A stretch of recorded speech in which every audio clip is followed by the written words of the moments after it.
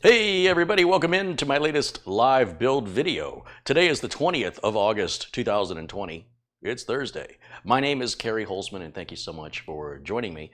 One of the questions I'm most often asked is, what's a good baseline computer for me to start with that I can expand on or that I can just be one and done for a long time? We're talking about regular, vast majority of PC owners that are not tinkerers. They want something reliable. They want something fast. It's got to be a reasonable price. These are not enthusiasts. These are not people interested in overclocking. They may be gamers, and if so, they can add whatever video card of choice they want to this build and perhaps even bump up the power supply if you're going to do that. For today's build, I am going to use the most common configuration I am asked to build, and it is a delight to build it because everything goes together so easily. You don't have to configure anything in a BIOS. You don't have to buy any special kinds of certain kind of RAM. Samsung B die works better. You don't deal with any of that stuff like you do with AMD. And there's no makes no difference to me what you want to build. Like if you're an AMD person and you want to spit on Intel, or you're an Intel person and you want to spit venom at AMD, that's all just nonsense, static noise. I don't care about it. This is about what I build and what I support and what my customers pay me for. And those are the people that matter. And it is not out here to seek your approval, but rather to share with you how I stay in business and how I have happy customers, and to answer that most frequently asked question, which is, what's the most common configuration that you build? This goes along with self-maintenance, reliability, proof of history of years and years and years of performance and reliability, compatibility. And for now, today, this is where it's at. And the technology rapidly changes, and don't expect this to be a common configuration I'll be using even a year from now. It'll be different. But for about the last year, this is the configuration that I've sold more of than any other. And today I'll do it a little bit differently because I'm going to use a lot of used parts. I also want you to know that there are many parts that for whatever reason are either out of stock, but they'll probably come back in stock, or they're priced outrageous. The power supply here should be about $50, and Amazon's listed it at $118. Please don't pay $118 for a 450 watt power supply. I don't know why that is. It is temporary. So what I did is I gave you all the parts lists in the video note below the video, pointing to Amazon, because I have an Amazon affiliate account. But to associate a proper, appropriate price that a customer would pay, this is traditionally a $700 to $800 system, and we're going to be utilizing integrated graphics on the CPU. The vast majority of customers and the vast majority of computer owners do not have discrete graphics cards. Those who do are primarily gamers. And gamers, once again, they don't make up the vast majority of computer owners. I find it kind of funny and sad that people think their needs should be met when they don't represent a majority. So we're always, in business, you're always focused on the needs of the many. What is that? The needs of the many outweigh the needs of the few. And that's typically what drives business, because that's what drives profit. You're going to make more profit from many than you're going to make from few, unless those few are very, very rich. The good news for the manufacturers is those few are very easy to rip off. In many cases, they will overvalue an RGB light, which a manufacturer can add for a nickel. And there's such tight margins that those enthusiasts will see value in that LED up to the point of adding ridiculous profit margins that manufacturers are not accustomed to in the PC market, and they only exist in the enthusiast market. You know, liquid coolers have a good profit margin. RGB lighting has a good profit margin. High-end coolers in general have a high profit margin. These are specialist pieces of hardware that actually don't cost the manufacturer much more to make. Oh, but the manufacturers love that added profit margin for those people willing to pay for it who see value in it. However, they still, to this day, remain an extreme minority of computer owners. And it doesn't mean what they want isn't important, but it means if I'm going to make a video, I want that video to appeal to the mainstream, not to the fringes. So enthusiasts are still on the fringes. They don't represent the vast majority of computer owners, and there are plenty of enthusiasts. In fact, I would say most videos regarding computers on YouTube are by enthusiasts and for enthusiasts. So isn't that weird? The fringes occupy the vast majority of space online because they're so excited, I guess, about their enthusiasm that they want to share that, and then other enthusiasts latch onto that. So what I'm trying to do is I'm trying to cover the other 97% of computer owners by showing you what regular folks who see a computer as a tool and not a toy, this is what is most commonly sold to people that, both home users and businesses. And this primarily is an example of the importance of part selection if you're going to be held accountable, and if someone's going to buy that machine, if they're going to give you their money in exchange for that machine, and they're going to expect you to make sure that if there's a problem, they're going to call you, and you're going to fix it for free for a certain period of time, whatever your warranty period is. If you're building something based out of loyalty, or you're building something that's unnecessarily complicated, that's of no use to the customer, but you personally see value in it, you're not going to be in business very long. So you got to listen to the customer's needs. And over and over, you'll hear the customers primarily all come about the same thing, right? They don't want something that's going to be obsolete tomorrow. They don't want to have to upgrade it anytime soon. They don't want to spend so much money that it's going to depreciate to half its value next year. They want something right down the middle, maybe kind of the high end of the middle. Usually $1,000 is the magic number. That's the number we try and stay under. Most customers, a lot of times they won't tell you, but they're listening for a number that they're going to say yes or no to. And primarily, if that number is under $1,000, I'll get the yes nearly every time. Once we exceed 1,000, that's where there's some hemming and hawing, hesitation, and maybe a little more salesmanship to assist the customer in making that decision. I want to remind you that this is not a configuration that I am recommending to you personally. I don't know you personally. This is not a recommendation I am asking for your approval on. This is not a recommendation I am asking for your opinion on. I am building these machines for my customers, and I am graciously turning on my camera and sharing that experience with you. That's all it is. That's all we're doing here. So I hope that this comes across correctly, and I hope that people who value what I'm about to offer here are going to appreciate that. And those of you who wish to build your own computer and have never built one before, this is a great starting point because it's very, very easy to build. It's very, very hard to get it wrong. There's very few components. It's relatively inexpensive for everything you're going to get, and you don't have to do any special technical stuff, which you have to do with some other configurations. Speaking of other technical stuff, let me tell you about Remus Computer Solutions. This is run by Anthony Remus. And Anthony's got his own business out in Las Vegas where he builds super high-end custom overclocked machines, typically for AutoCAD designers and 3D graphics designers, artists. And they require absolutely demanding hardware. And they're not enthusiasts. They're trying to get as much work done as possible. They're trying to be as productive as possible. So they open the wallet and they pay the big bucks. And overclocking the machine requires some expensive aftermarket parts and a lot of testing to determine, where each machine can be reliable. And furthermore, just because it's reliable for a little bit of time doesn't mean over the course of time that it won't suddenly become unstable, in which case it's Anthony's responsibility to fix that at cost. So his machines cost quite a bit more, but you get quite a bit more. So when I had a problem with the Threadripper build, and I've been frustrated with it for over 2.5 years, I contacted Anthony knowing that he builds these. So not only did Anthony reassure me that the latest generation of Threadripper has evolved and has become much better, he offered to sell me a spare one that he has and a spare motherboard. And I said, great, that was 2 days ago.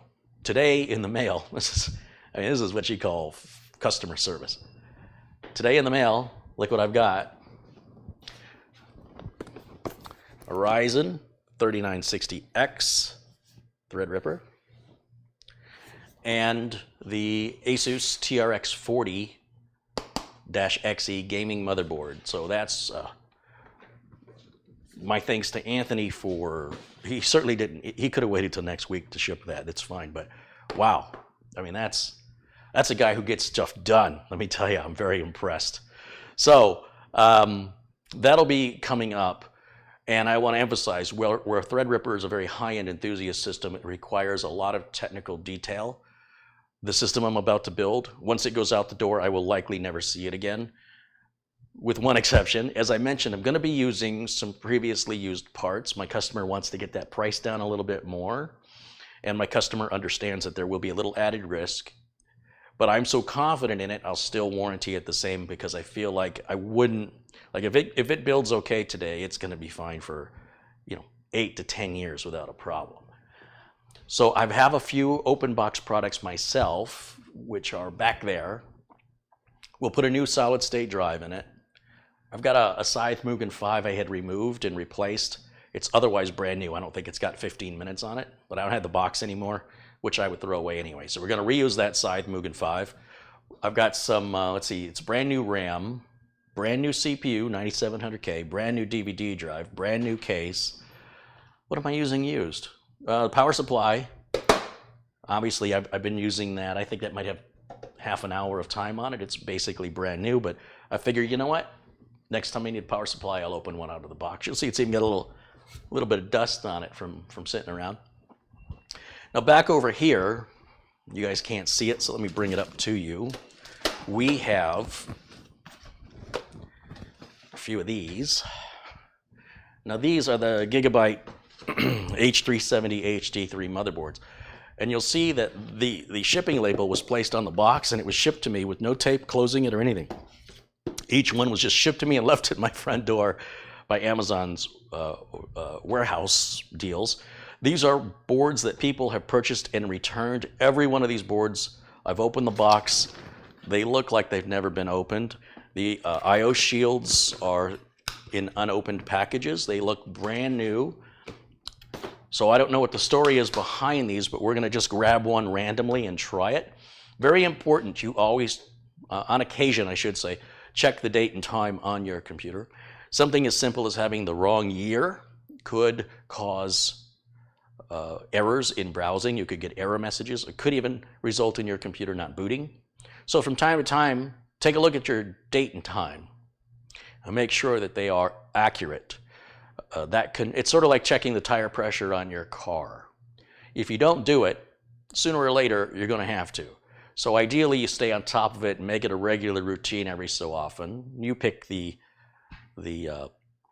frequency with which you want to do that, but it's important that you do check that if you want to be proactive instead of reactive. One of the problems we had with a board that was returned was the BIOS date had been set to the year 3029, and it created all kinds of a nightmare.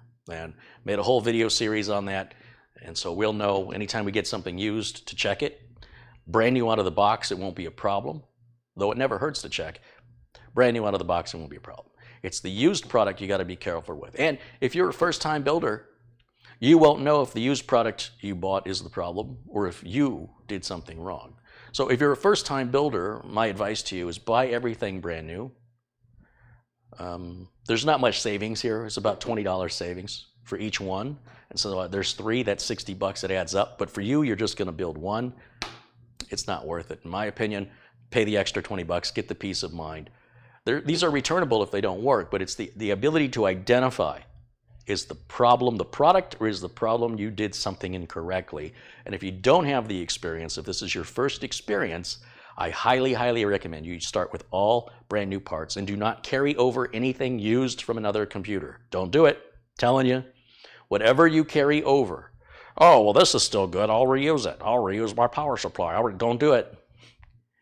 Whatever it is you're reusing will bite you on the butt. It'll be the first thing that fails on your new build. And depending on which product you're moving over, like a mechanical drive, may slow your entire brand new computer down, and it'll never run to its capacity because you wanted to reuse some old components. I'm telling you right now, that is a bad idea because those are the first components to fail, and those are the components that will limit the performance of your new build. That being said, now that you know, choose accordingly and adjust your expectations. So if you want to go against my advice, you know what to expect. Now, It doesn't matter which one of these I choose. They're all the same. So I'm just going to take the one off the top. We're going to put it up there. We'll put the other two away, and hopefully everything's going to work just like it's supposed to. I've got this will be one of the last systems we're putting DVD drives in. Most of my customers no longer want them, but I've got a few in inventory. I like to always have one spare for repairs, but primarily, even my business customers no longer require them. So, well, most of them don't. But this will be one of the last times we're going to see a brand new build with an optical drive. I'm sure eventually I'll do another build with an optical drive, be a new build, but that'll be rare. The change is finally now starting to affect business. With RAM, I've got some Corsair Vengeance RAM. Again, it's Intel. It really doesn't matter. Buy whatever you want. We've got the Core i7 9700K. I think this is a great CPU. It's super, super fast. It's got 8 cores, 8 threads. You can spend another $100 to get a 9900K that has 8 cores and 16 threads. And if you're like 97% of computer users, you'll never notice a difference. Intel's SSD 6 is called. It's the Intel 660p. This is a 1 terabyte. Again, this is going into a business, so most of everything they're doing should be on the server, except for the applications they use. The Corsair 200R is our motherboard. That's our case. This is the workhorse, and it's kind of funny because these were in stock at Amazon, but the Scythe Mugen 5s were out of stock, and then the Scythe Mugen 5s came back in stock in Amazon, and then the Corsair 200R went out of stock. This is typical. Don't panic. Parts come and go. They will probably come back. It's not that they stopped making them, but due to the pandemic, getting parts over here is very, very slow. Due to decreased air travel and commercial airlines, they used to have extra space they would sell to help accommodate, adding to their profit margin and to offer additional shipping services. That's not really happening much anymore. And then on top of that, a lot of the bulk containers that are shipped across the sea have reserve space for PPE, for personal protection equipment, due to the virus, and so they can't sell that space. As a result, while there's still distribution happening, the amount of it has been reduced, and so you might have to wait a little bit, or you might have to find an alternate source if you're impatient. I prefer to buy all my parts from 1 or 2 sources at the most, and so if something is out of stock, I put it on a wish list, and I watch that list every day. That's me. You can do whatever you want. This is the practice that I follow, and I'm just simply sharing that philosophy and the reasons behind it with you. Don't panic. Don't, oh no, it's gone. Trust me, it's coming back. Businesses are in business to sell you a product, and if that product's not there, they're losing a sale. They want to get that product to you ASAP. They are motivated, but the businesses are not operating the shipping lines. So you and the business both have to be patient for one another, and you better buy something while it's in stock. These motherboards were plenty in stock. Right now on Amazon, this board is out of stock, but the HD3P, there's like got another letter on it. It's like $107. It's basically $7 more, is an equivalent replacement if you're completely impatient and can't wait. They're pretty similar boards. Okay, all of those disclaimers out of the way, let's say hello to some folks in the chat room. Hi, folks in the chat room. We've got some contributions coming in already. We've got Alan Maybreyer contributes $5. Cooter with $5 says, "Will you sell me the used parts to build this computer?" No, I'm sorry, I don't do that. Mohammed Ali Danan contributes $4.99. Thank you, Mohammed. Alan Bradburn with $10. Thank you, Alan. And Joseph Hawkins with a $5 New Zealand contribution, and he says, "Hey, Kerry, this is my bit to keep things going in our community. Cheers, Joseph." Hey, thank you, Joseph. Thank you, Alan. Thank you, Mohammed. Thank you, Cooter. Thank you, Alan Maybreyer.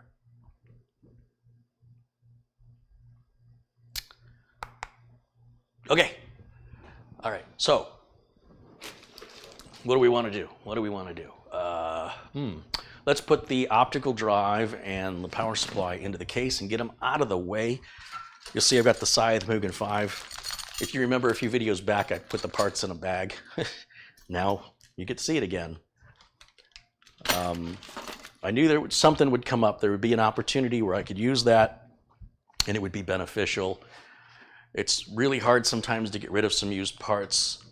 Customers often don't want used parts, but these are very, very likely used, and I'm the one who used them, so I know how they were treated, and I know that I have all the little screws and brackets. That's the other thing. Sometimes when you buy a used part, pieces are missing, and those might be critical pieces. So I am making an exception to my general rule, only because the amount of used parts I have is starting to become abundant. I've got about 4 or 5 sets of used RAM that just swapping out between Threadripper and AMD systems, trying to make it work, has cost me a fortune. But I know there's nothing wrong with the RAM, and if I put it in an Intel system, it's likely to work. And if I find another AMD system, it may or may not work. And if we get lucky, we get lucky as far as AMD goes. But with regards to Intel, as these builds come up, I have that RAM to fall back on in different capacities. And then further than that, beyond that, using it for diagnostics when systems come in for repair. It's great to have a spare set of RAM. I'm not opening up a new set that I can plug in and just verify system diagnostics. Paul O'Brien with a €1 contribution. Thank you, Paul. And Ricky B for contributes $10, and he says, just because it's you. Right on. Thanks, you guys, so much. I appreciate it. And yeah, let's see if we can get some work done. Obviously, we start with these instructions. And you know where I like to put these, right? I like to put them right over there.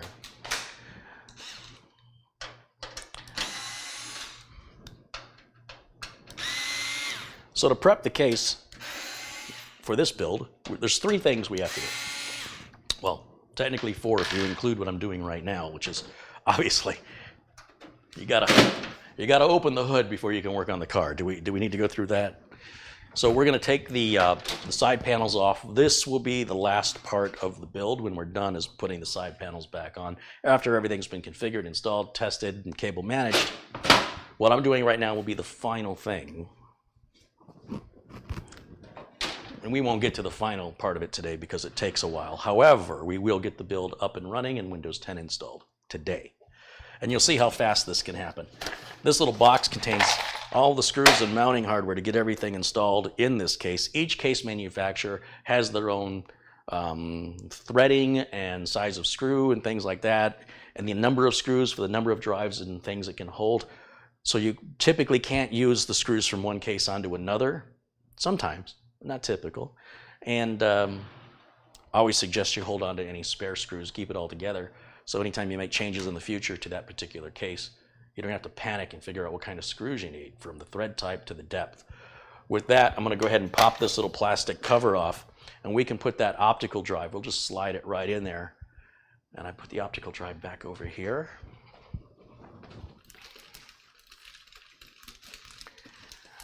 Now this optical drive might look used to you because it's not in a box, but this is how an OEM bulk optical drive is sold to manufacturers like Dell, HP. They don't want a bunch of boxes they have to throw away, and instructions and adapter cables. The retail box costs more money, and it means they have to charge more for their computers. So if you're like most people, you're not going to read the instructions. You don't need the instructions. You don't need the cables because your power supply has the power cable. Your brand new motherboard is going to have the SATA cable. All you really want is this piece. So that's how it's shipped. That's it. That's your entire packing. It is not used. If you're one of these people who's going to be like, oh, they didn't put any packing material on it, then you need to pay more so you can add to your landfill with the nonsense garbage you insist on having. So again, set your expectations accordingly. This drive sold without that retail packaging is somewhere between $19 to $23. The price constantly fluctuates. This is going to slide right into the front. And there's a tab right here, metal tab on the 200R. We're going to pull back on that just a little bit so that drive can slide in. And then I'm going to kind of wiggle it. And there's a little mounting hole. And the tab right here has a post sticking through it. That post is going to go into the hole on the side of the drive. So by moving the drive back and forth, you will feel this metal slider recess. And once it recesses, that optical drive's not going anywhere. Further, we can use some of the screws in this box to put a screw here And here on the other side, if we want to ensure that that drive is never going to break loose. Not a problem if you're building for yourself, more of a problem if you are going to ship the computer. Power supply, we're going to put that in next. Again, this is an inexpensive, is a $50 EVGA, 450 watt, 80 plus certified bronze power supply. 80 plus means it is power efficient. The level of efficiency is bronze, not the greatest, but far better than anything that's not 80 plus rated. I will not use a power supply that does not have an 80 plus rating. I don't care what the 80 plus rating is, it's just got to have one. Power supplies that don't have 80 plus ratings are not as good. They're not as reliable, and I don't want to potentially harm $700 worth of computer parts because I was too cheap to buy a halfway decent power supply for it. Please, please, think about what you're doing. So, not the best power supply you can buy, but I think the best power supply you can buy for the money, and it is adequate for our needs. If we wanted to put a discrete graphics card, if we want to add a graphics card to this, we might want to bump this up to 550, 600 watts, depending on the graphics card. Okay, but this will power a graphics card.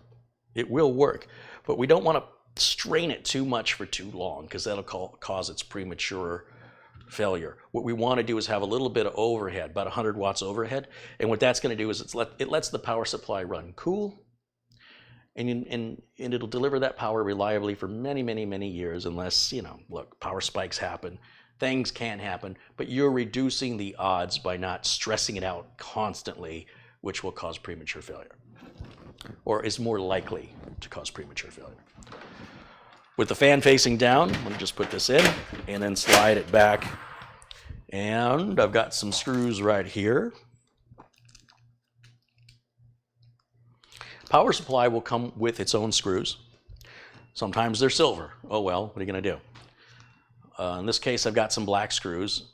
And because I build a lot of systems, I went on Amazon and just bought a bag of black screws. They're like $6 for 100 of them. And then that way I can make sure my systems color match. Even though no customer has ever said anything to me about the color of the screws, it's important to me. So the other thing you can do is the case also comes with screws for the power supply.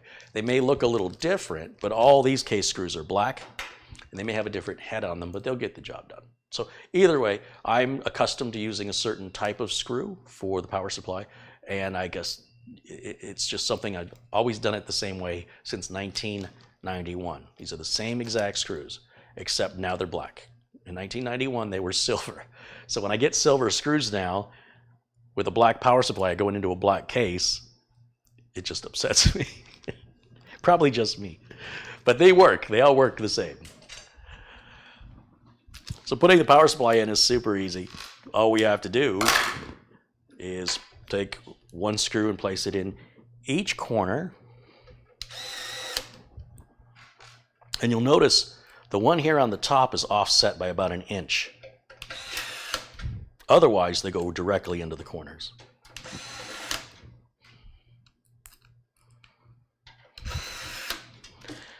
So with that done, I have to put the motherboard I/O shield in right now so I don't forget about it. And that's going to be with your motherboard. Each I/O shield is made by the manufacturer of the motherboard to meet the design, the unique design of that specific model of motherboard from that specific manufacturer. They are rarely interchangeable. Your case manufacturer has no idea what motherboard you're going to use. They cannot provide it for you. Some higher end motherboards have the I/O shield already built on. If you're spending $200-300 plus for a motherboard, there's a good chance that the I/O shield's already attached and you can't remove it. But for more of a budget build, you can expect to have to do a little bit more work. And this is not that big of a deal. As you can see, we've got our I/O shield right here, and it has never been opened, right? This is a supposed used motherboard. And if you think about all the different models of motherboards out there, there's no way the people at Amazon have a stock of these that they know which one goes where. No possible way. I couldn't even do that. It would take hours to go through shelving units of these to find the one you needed. I used to have a collection of these. It filled up my drawer. I couldn't even close the drawer anymore. And I very rarely could ever use them because they never fit any other board. Just in case I got that same board back, and just in case it needed an I/O shield, I started collecting them. After a while, I couldn't close the drawer. And I never went in the drawer other than to add more I/O shields. I never took any out. So that all got dumped into a recycle bin, and now the drawer is half full again because OCD, what do you want, you know? It's a bad habit. I don't know why I'm saving them. I'm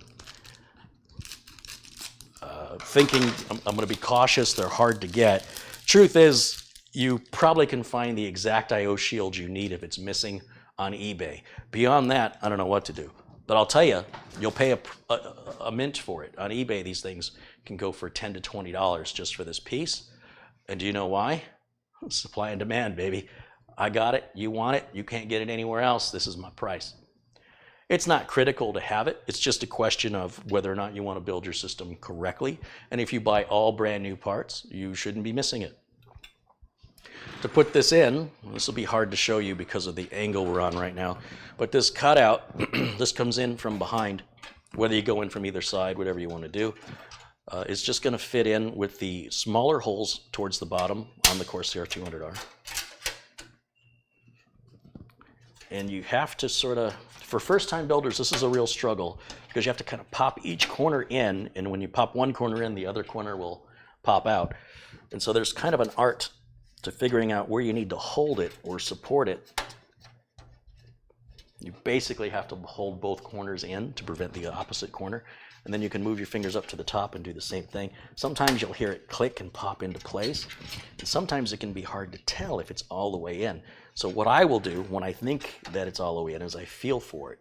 And right now I can feel a ledge, and the ledge slowly vanishes and becomes level. That tells me this corner right down here is not properly seated. So if I push on it, big difference. Now I can feel that that ledge is even across all these three sides, and then I can go across this other side. This one's hard to tell, but you can feel it. You can feel the top of it. And if the top of it starts to recess, you know you've not fully seated that I/O shield. So what if you don't fully seat the I/O shield? Once the motherboard goes through these holes, it's not going anywhere. It's just not going to look right. You're going to look at it and go, You know, if you've got some pride and detail of the work that you're doing, you won't be happy with it. As a professional builder, I cannot sell a system like that. Dell won't do it. HP won't do it. I mean, if it happens, it's a complete mistake. You know, it's not normal. And there's a level of professionalism that I am expected to deliver to clients. And being too lazy to seat it correctly is not a good sign from the customer's perspective, right? This guy doesn't take pride in his work. He doesn't care how it looks. He's sloppy. I'll just buy Dell or I'll buy from somebody else. So that's how I justify that madness. Okay, that preps the case. We're good to go on the case. And now we can prep the motherboard. So prepping the motherboard means we're going to put the CPU in. We're going to put the brackets in to hold the heatsink, but we won't put the heatsink on yet.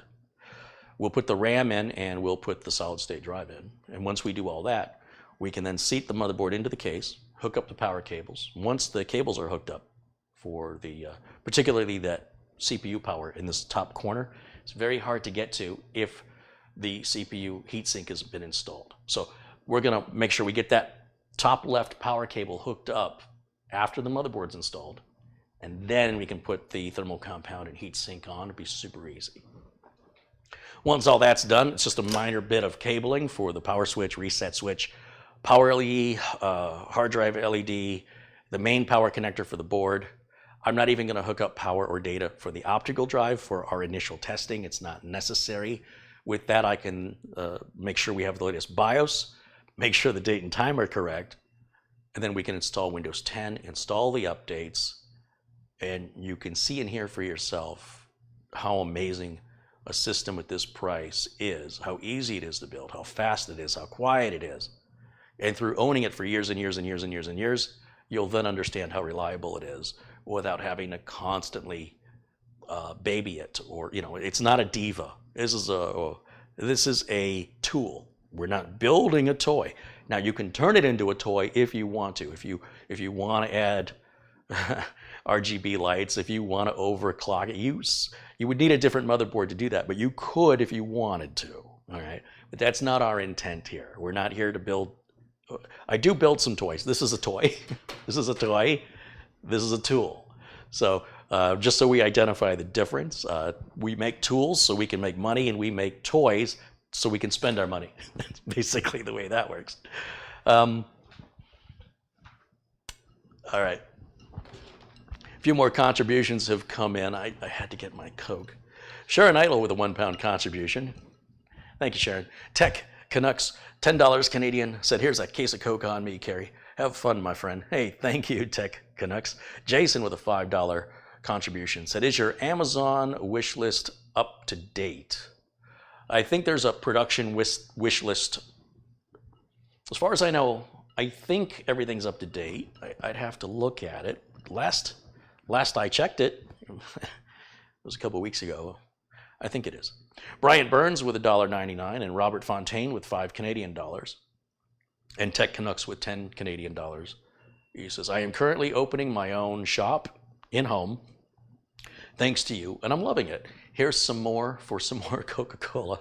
Enjoy and love watching you. Your support is really appreciated. Your generosity is appreciated, and I'm so glad that you're taking the plunge to do what you enjoy.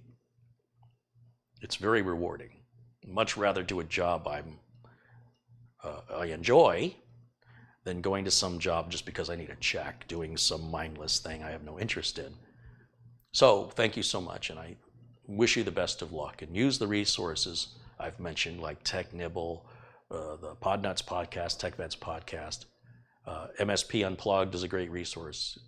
They're all free resources to help you get your business running and to be as profitable and optimized as you can be. Thanks, Tech Canucks and Robert Fontaine. Thank you to Brian Burns and Jason. Thank you to Sharon Idle, and of course to Ricky B. And thank you to Paul O'Brien and Joseph Hawkins, Mohammed Ali Danani, and Alan Bradburn Cooter, and Alan Maybar. Thanks, you guys, for your kindness and your support. Brian says, is your shirt the new Aloha series? I don't know. When I buy these shirts, I don't read all the marketing nonsense, okay? I go to crazyshirts.com, I click men's tees, short sleeve, and I look at them. And I go, I like the way that one looks, and I look at the front and the back. I like that one, I don't like the color of this one, I don't like the design on that one, I like the pattern on this one, but I don't like right? And then I whittle them down to the ones I want, I add them to my cart. A lot of times the ones I want are not available in a medium. That happens. They're like, oh, we don't have that size. Okay, well, that makes my decision easier. So sometimes there might be 12 shirts out of 30 that I look at, and maybe only 9 of them are available in my size, and maybe 3 of them are not available in a color I like, and then maybe 2 of them, I don't know, it just wills itself, it solves itself, and then you put your credit card information and you buy it, it's done. I can't tell you anything more than that. I don't have that kind of time. I just have to keep moving quickly.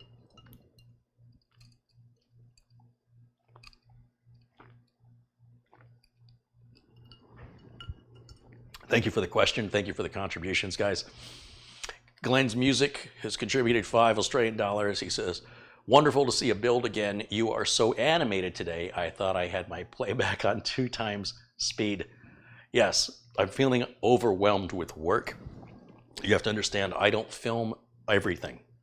I have designated builds and repairs that are designated to only be worked on camera.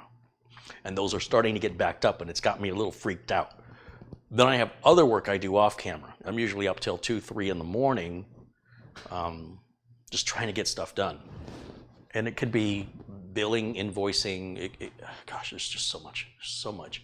Anyway, what I'm trying to do today is do a little bit less interaction and a little bit more working so I can give a realistic idea, move it along on how long this 97% of you that are 97% of all computer owners is who this video is for. It is, again, not intended for the enthusiast crowd. It's not intended for the typical crowd that is traditionally why tech videos are made on YouTube. I don't know why that is, but I'm here to do something different. And while I love interacting with you guys, I'll get caught up in it for 2 hours and get nothing done. So today I'm going to move at a quicker pace. I will take breaks for interaction, have a drink like I'm doing right now, but I'm going to be very aware of how much time I'm spending doing that so I can get this done. I'd like to be having this thing booted in the next hour and 20 minutes. We're 40 minutes into the video. By 2 hours into the video, I want to see Windows 10 on this.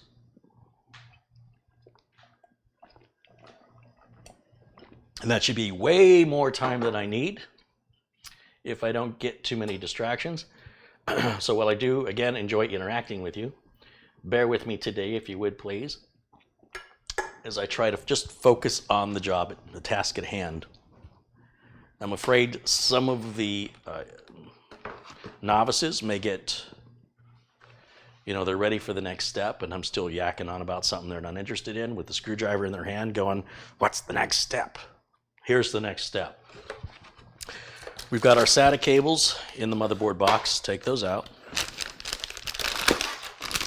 Motherboard.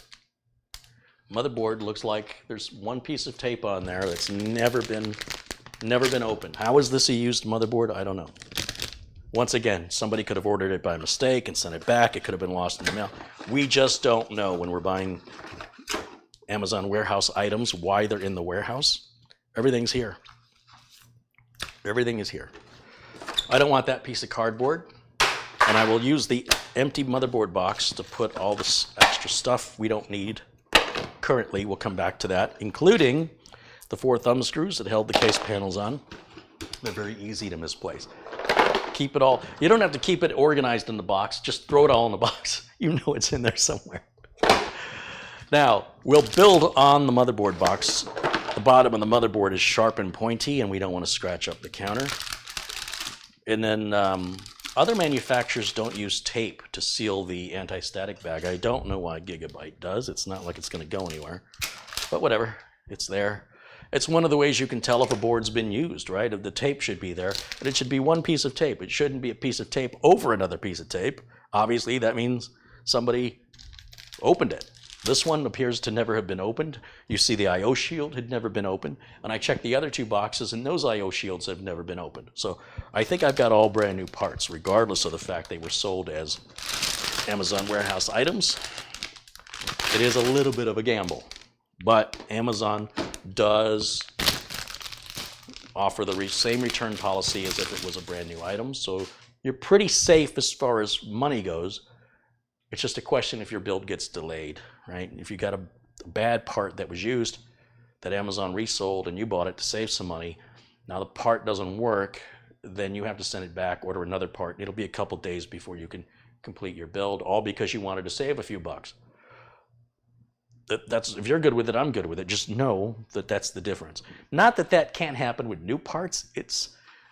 New parts generally are pretty much always going to work out of the box. Used parts, I don't have enough data yet to establish it, but so far, everything's been great. Everything I've purchased from Amazon warehouse with regards to motherboards or computer products have all worked, but it's not like I've got a lot. The motherboard we used on Threadripper was a returned item.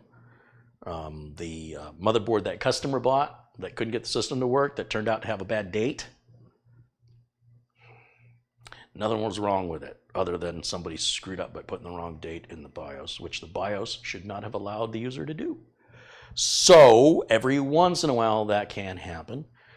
But I kind of, based on my success, I think I'll continue this where possible, because if I can save a little bit of money knowing that my reputation's on the line, if I sell this to a customer,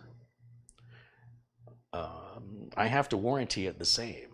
And the customer, nobody likes having their computer down. And I certainly don't like fixing it for free. But a warranty is a warranty. So you've got to weigh the additional profit versus the additional risk.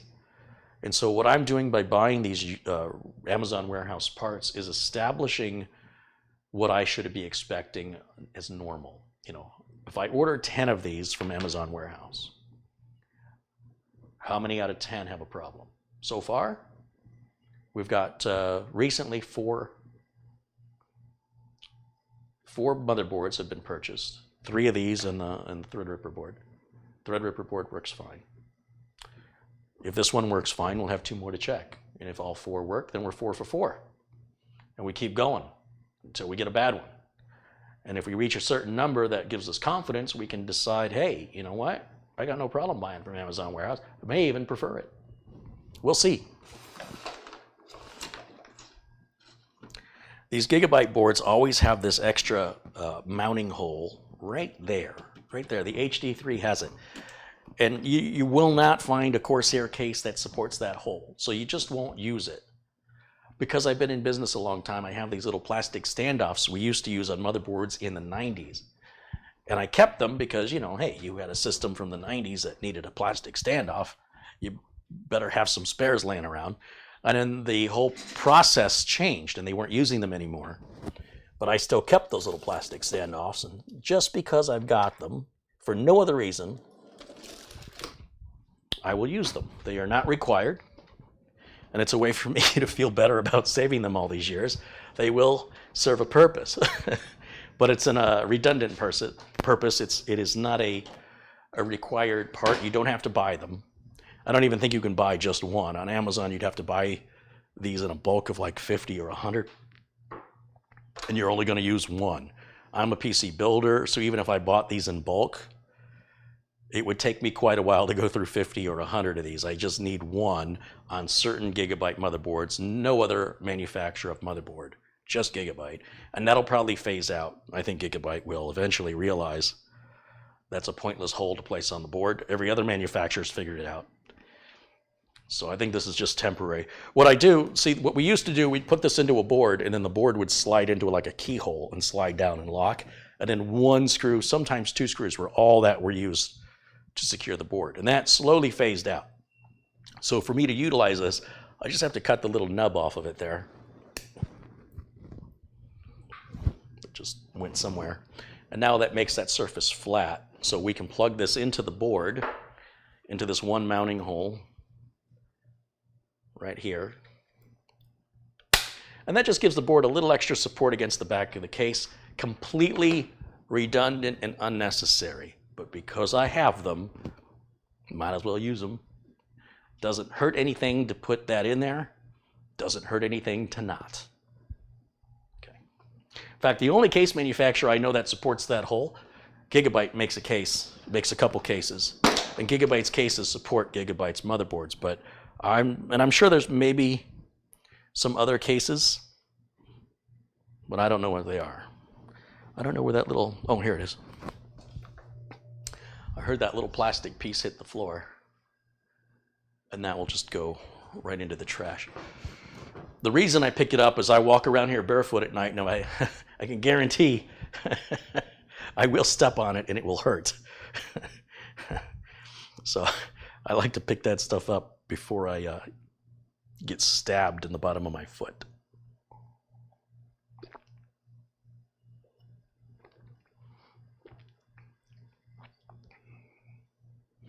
Rock and Rob contributes $2. He says, hello, Carrie in chat. Cool band name. Carrie in the chat? Okay. Zerloth contributes $5. What did you collect more, those standoffs or I/O shields? It's hard to say because the I/O shields are bigger, and I had to basically use a whole drawer for them. The standoffs, I just have a little, so I have a full-size drawer for the I/O shields, and I have a little tool, like screw drawer, filled with the little standoffs. So the mass is different, and the weight is different. So I can't look at them and visually tell you which one has more than the other, but I can tell you those little plastic standoffs I have used. The I/O shields, I might have had one I/O shield 10, 15 years ago that fit a motherboard that was missing it. Maybe. I'm pretty sure one. Other than that, I never really used them because once you have so many, it takes forever to go through all of them, only to find out none of them fit. Suddenly paying $10 on eBay for one is faster, more efficient. Get it done. Let's move on. Yeah. Thank you for the contributions, Rock and Rob and Zerloff, and thank you for your question. So with that little plastic standoff in place, that's out of the way now. We can start anywhere we want. We can put the M.2 drive in. We can put the CPU in, whatever you want to do. Personally, typically I like to put the M.2 in because it's super easy, get it out of the way. But I'm afraid it might hinder your view of me putting the CPU in. So let's go ahead and get a close-up of this process. We'll start with the CPU. Again, it doesn't really matter what order you go in. Another great thing about building computers is that freedom to have it your way. Isn't that somebody's slogan? So we take a look at this board. You'll see there's a plastic cover here and there's a lever. We're going to push this lever down and away and lift this whole thing up.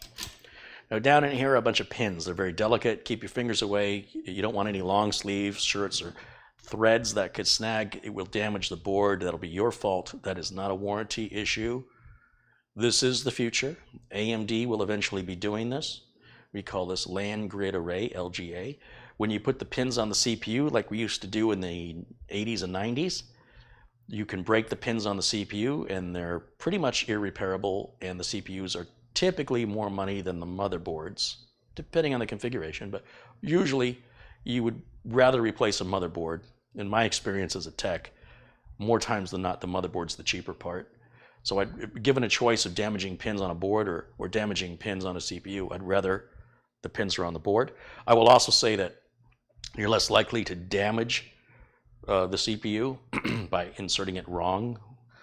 If the pins are on the CPU, like with AMD Ryzen, still using the pin grid array, they can still have bent pins. It's a very old school way of doing things.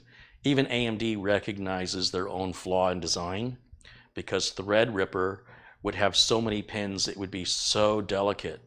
The chances of seating it correctly would be, there's a reason why AMD went to this format on Threadripper. It's because as we advance and evolve in the CPU technology, the way it connects is getting more and more, what's the word I want? Minuscule, delicate. You know, we have 1,151 little pins down there. Threadripper has over 4,000. It's just a matter of time before AMD also starts to do this. Ideally, they'll do it in their next socket type for the consumer-based chip. I don't know what they're thinking going with that old stuff, but for right now, it's important that you handle the part the way I'm going to show you, not because the part is delicate, but because the socket is. And on AMD, it's important you handle the part delicate because the motherboard's not delicate, but the CPU is. So with that, let me grab the 9700K. I think these are a great value right now. You could pick up a 9700K for about $325 on Amazon. This thing is fast. And with that Scythe Mugen 5 cooler, it's going to run nice and cool, nice and quiet. Which side do we open? Do you want to open the side with the little piece of tape, or you want to open the side that has all the numbers and you got to cut this long piece of tape? I don't know about you, but I'm going to go for the easy side.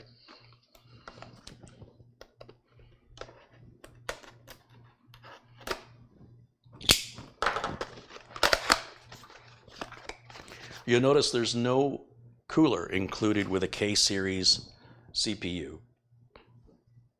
And that's good, because we would just throw that cooler out or put it on a shelf somewhere, because if it did come with a cooler, it would be too loud.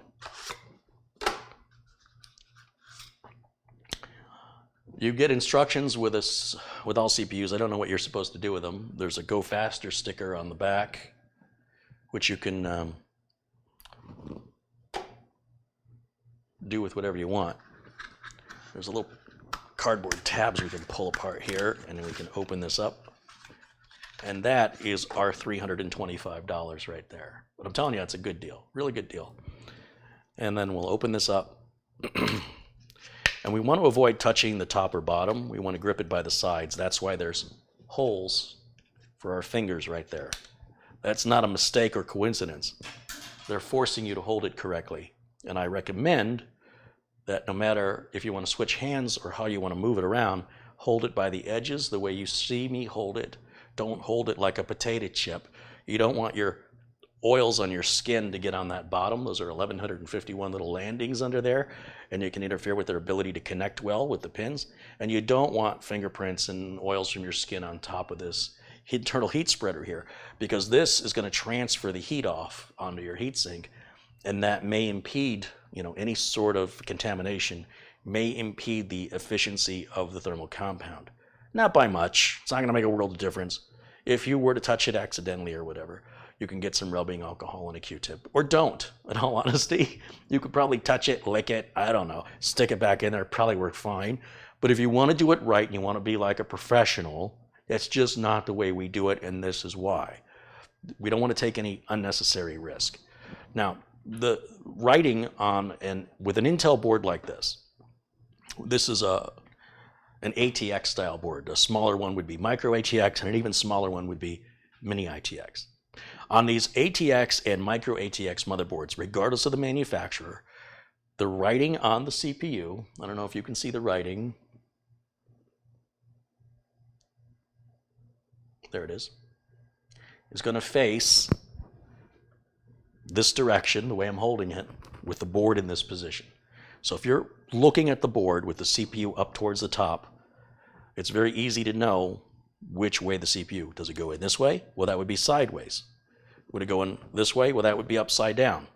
So we know by looking at all ATX and micro ATX motherboards for Intel that writing is going to be right side up.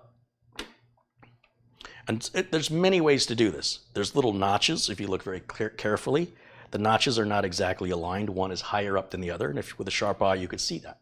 There's also a small little triangle here and a triangle there on the board, which I don't know if I can zoom in on, but they can be kind of hard to see that little triangle in there. So if you just follow very simple common sense, reading the CPU, if I can get the camera to adjust correctly here, being able to have the writing face you with the board in this position, if it's an ATX or micro ATX Intel-based motherboard, socket 1151 motherboard, that is always the way the chip goes in. The chip will not seat. Right now, there's a little plastic ridge that the CPU is resting in. And if I grab the edges and try and wiggle it, it won't move. Those little pins, those delicate pins that are underneath of it, it's not touching it yet. It's hovering over them right now. So we don't want to put any downward force or we could bend the pins. The downward force is going to come from this lid. When we close this lid, it's going to apply downward force onto that chip, pushing it and crushing it onto those, ooh, look at that focus. It's going to shove that chip down onto those pins to force a connection between the pins and the landings underneath the CPU. So now this little lever right here is going to be much, much tougher than it used to be. It's going to have a lot of resistance. And when we push this down, we're going to have to use some force to push this down. And this little plastic cover, which is there to protect those pins when there's no CPU there, that's going to pop off all by itself. Just like that. We're going to remove that plastic cover. We're going to keep this plastic cover for the reasons stated on this plastic cover. Essentially, anytime you remove the CPU and you're going to store the motherboard or return it for a warranty, you need to cover those pins, because if you don't, the motherboard manufacturer, in the case of a warranty, will not honor the warranty, because you likely will have damaged the pins in shipping without something to cover them and protect them. That's why the motherboard manufacturer was courteous enough to not do that to you, and they don't want it done to them. Please hold on to that part. With this configuration, you're probably never going to need it. This thing's just going to run great. But because this is an Amazon warehouse product, if we find out that there's something wrong with it, I will need to put it back the way it was sent. Anytime you return an item, especially for not a warranty exchange, but hey, give me my money back situation, then they want everything they gave you back too. Fair's fair. You want all your money back, then give us back everything that we gave you. So keep this for those two reasons. We'll put it in the motherboard box a little bit later when I can get to the motherboard box. Now, right down here is an M.2 socket. And the H370 HD3 also has another socket right here. See where the screw is? It's just a little teeny tiny. That's if you want to add a Wi-Fi card. But you can add a Wi-Fi card lots of different ways besides that. This will use a laptop Wi-Fi card, a little tiny one that'll go there. Or you can get a PCI or PCI Express rather Wi-Fi card and put it in one of these slots. Or you can get a USB Wi-Fi card. Or you can buy a PCI Express slot that holds one of those little laptop Wi-Fi cards and it adapts it. So there's lots of different ways to add Wi-Fi, including just plugging a cable into the Ethernet port and running it to an Ethernet over power, or even a mesh Wi-Fi system where the mesh satellite is near what is that? 7 different ways I just told you how to add Wi-Fi. I don't know why they've included this on a desktop motherboard. The chip that goes in here is for tablets and laptops. It seems stupid to me, but that's all it can do. That's all it's for. It looks a lot like an M.2, but see how far away the screw is? Whereas here it's right there. And then we have another one right here. This one runs at half speed on this motherboard. If you want 2 M.2s that run at full speed, you need to spend more money for a more expensive motherboard.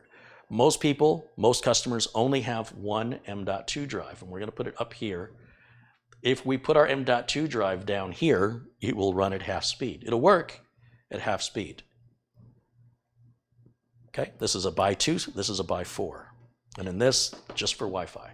Notice the difference in the spacing of the screw. We couldn't put something this big up here. We would hit the back of this socket. It would never fit. But to the naked eye, this part looks the same, even though if you look very closely, the socket's entirely different. There's a little notch over here, but this notch is over there. These two are identical. This one runs at half speed. You would never know that by looking at it. You have to read your manual, and it's part of what makes some motherboards cheaper, is you don't get all the bells, whistles, and features of other boards, including 2 full-speed M.2s. You pay extra. If you'd ever need that, why would you pay extra for something you don't need? All right, we good? We good. Now, let's get the M.2. I've got an Intel, trying to remember what these are called. My brain, everything's in overdrive today. The box says SSD 6 on it, but they sell it as a, come on, Carrie, what's it called?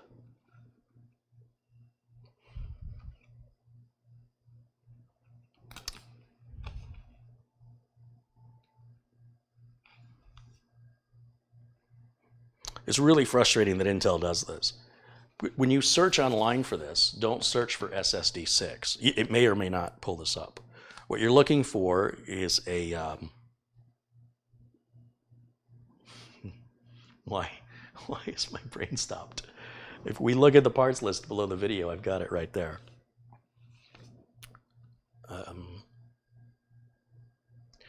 I'm looking all over the box.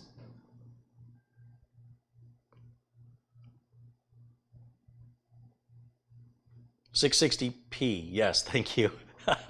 Arnold Albert caught me. Thank you, Arnold. Yes, it's an Intel 660p, and it comes in numerous capacities. This is the 1 terabyte capacity. These were as cheap as $85 at one point before the pandemic. Now they're about 110, 120. Still, you know, whatever, it's fine. We were seeing prices decrease pretty rapidly, and then they kind of shot up a little bit, and we're still in that recovery mode. Prices are once again starting to come back down, but we still have those distribution issues that I spoke about earlier. Inside of the box, by the way, you don't have to use this solid state drive. This motherboard will take any M.2 drive you want to buy of any capacity. There are no known compatibility problems from any SSD manufacturer that exist on Intel boards.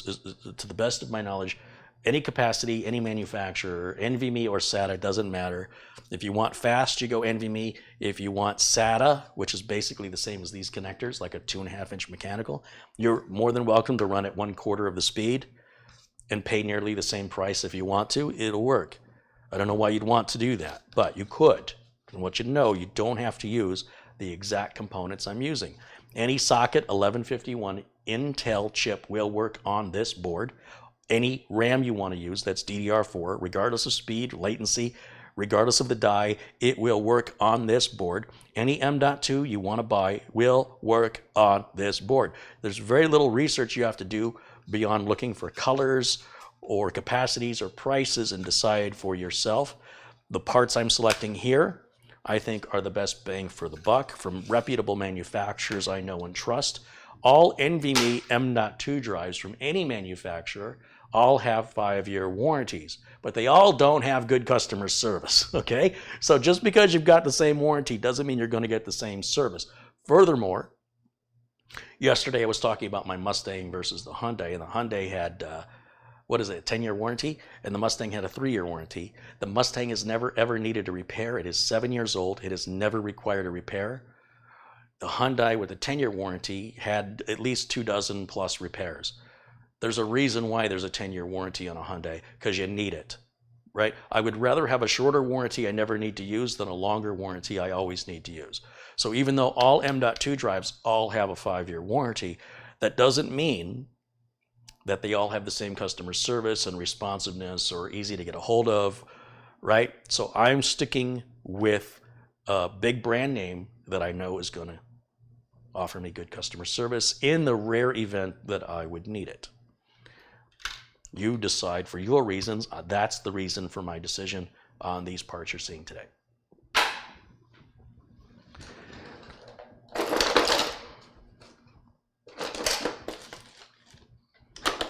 I do try to convey a ton of information during my videos. I realize it's kind of rapid fire, and it can be a lot to digest. This little screw right here is very, very tiny. And I've always struggled with it until one of my viewers, several of my viewers, said, hey man, that's not a regular Phillips screw. That's a JIS, Japanese Industrial Standard head. It looks like a Phillips screw in every way, shape, and form. But the drivers that I have, Phillips #1, would be the closest that fit. It just kind of wiggles around in there. And it's very easy to strip and it's hard to tighten. They said, Kerry, you need to use a JIS driver. So I went on Amazon and I found this Hosen D550-100 driver. It's in the parts list, not in the parts list, but rather in the Amazon shop in the video notes. It looks like a Phillips driver. But here's the difference. When I put it down into that screw, it locks. It locks in. I don't know how well you can see that, but that screwdriver gets right in there. There is no, it doesn't wiggle inside of the screw head. It's tight. And that makes it real easy to just take that screw out. The driver is magnetized. That screw is very tiny, super easy to lose. You want to use a magnetized driver so that you have the screw. It won't fall and you have to find it. Now, we're going to take the M.2 SSD NVMe drive. This is 1 terabyte from Intel. This is not the fastest NVMe drive, but it is a really good price and very reliable. It has good SSD toolbox maintenance software from Intel. Intel even provides their own NVMe driver if you want to use something better than Microsoft's NVMe driver. They all install the same regardless of manufacturer. Once again, you'll see there's little indents on the side of the plastic. That's for you to hold it by the edges preferably.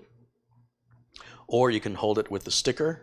And on the back, just avoid touching anything gold or silver. Try to avoid anything gold or silver. Don't make contact with your skin. If you do, hey, you know what? It's not the end of the world, okay? It'll probably be okay. Just try to avoid it. That's all I'm saying. Listen to the words I'm saying. Try to avoid it.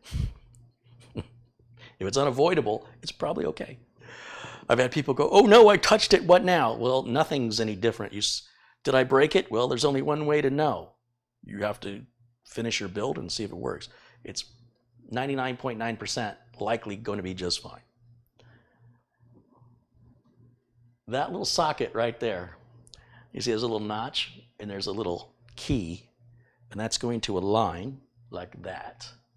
Then I'm going to push it straight in that direction until that little gold edge disappears. Huh? Rocket science. Ooh. How'd you get so smart, Carrie? I don't know, man. I don't know. Just born with it. I see a slot. I want to stick stuff in it. Right? Round hole, square peg kind of thing. We're going to push this down, and where we remove that screw, we're simply going to put it right back where it was. Do not over tighten. All this does is secure the drive. That's all it does. It doesn't help make a connection. It just keeps the drive from falling out. So do not over tighten that. What else? We're just kind of looking at the board here. We got our CPU and M.2. Does any of that look difficult to any of you? Beyond your ability? You can all do it. Everybody can do it if you want to. It's that easy. Now, for our RAM, we have the RAM sockets up here. We're going to use these gray sockets first on gigabyte boards. If we had 4 RAM modules, it doesn't matter which ones you use first. You definitely want to use a pair of RAM, otherwise you won't be getting the best performance. So we've got our RAM, and we can put that in right now. Once again, it doesn't matter what RAM you want to pick, as long as it's DDR4, it will work. This is an Intel system. Intel has defined the standards, where AMD has been working to catch up, and they are still catching up, and they are getting better. Every day they're getting better.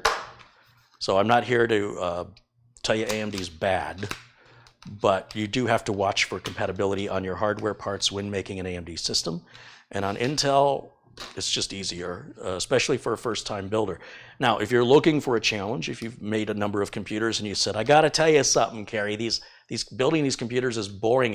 It presents no challenge to me. Then you should definitely build an AMD system. I think you'll enjoy that. Now, I'm going to go ahead and place the memory modules down here. And I realize these videos are going to be around for many, many years. Like, I'm filming this in 2020, but you might be watching it in 2024. Now, it is quite possible in 2024 that Intel drops the ball and becomes the one that's hard to configure, and AMD becomes the one that's super easy and is a better value. That's entirely possible. So bear in mind the date and year that this video was made, because technology moves at a very, very fast pace. And leaders, it's like a close car race or a close horse race. Somebody might be in the lead, and then someone else takes the lead, and then another lap someone else takes the lead, and you don't know who's going to win. Well, in this case, there's never a winner. There's just who's in the lead right now. And even that can be debatable with technology based on how you define superiority or value. I define it as a businessman. I don't define it by rooting for an underdog or being willing to trade my time for money, in the sense that, let me rephrase that, I am trading my time for money. That's how I'm in business. But I don't want to save money that ends up costing me more time. That doesn't make good business sense to me. But because technology is shifting and moving and always adapting, market leaders are constantly changing. So currently, right now, AMD needs to get where Intel is. And when they do, you'll be seeing me build more AMD. You'll see it reversed. I'll be building more AMDs and complaining about the Intels. I'm sure that day's coming, and I look forward to it. Now, I'm going to go ahead and place this memory module down first. Just seat it right into the socket. It only goes in one way. It's got a little notch right there. It's not in the middle. It's off to one side. That way, it can only go in one direction. One corner, other corner, you will hear that click in. Companies like to cover their logos with plastic. They don't care if what they're selling you gets scratched. They just don't want their logo or brand name scratched.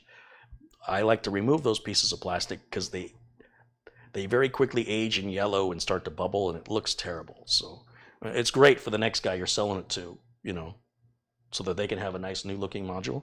But you should enjoy your nice new module. Who cares about the next person you sell it to when you're done with it?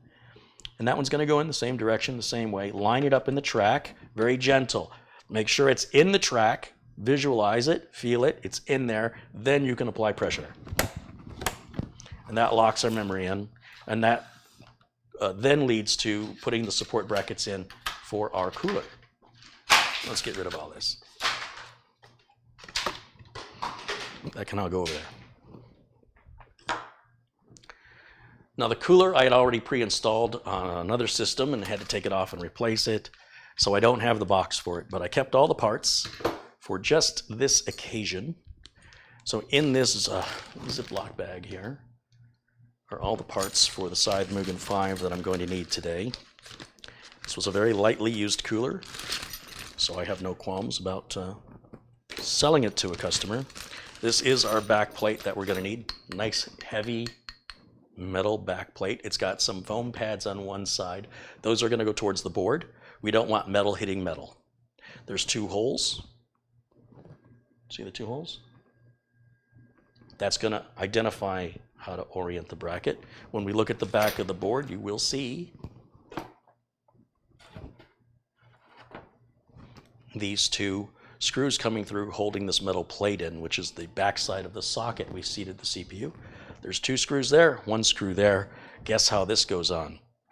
Huh? Look at that. Now, because this socket will work on many different motherboards, including, well, not this particular bracket, but the cooler will work on AMD. This will work on several different Intel boards, and depending on which socket type you're using, it depends on which of these 3 holes you will use. For socket 1151, which is what we're building today, we want the middle hole on all 4 corners. Middle is what we're aiming for.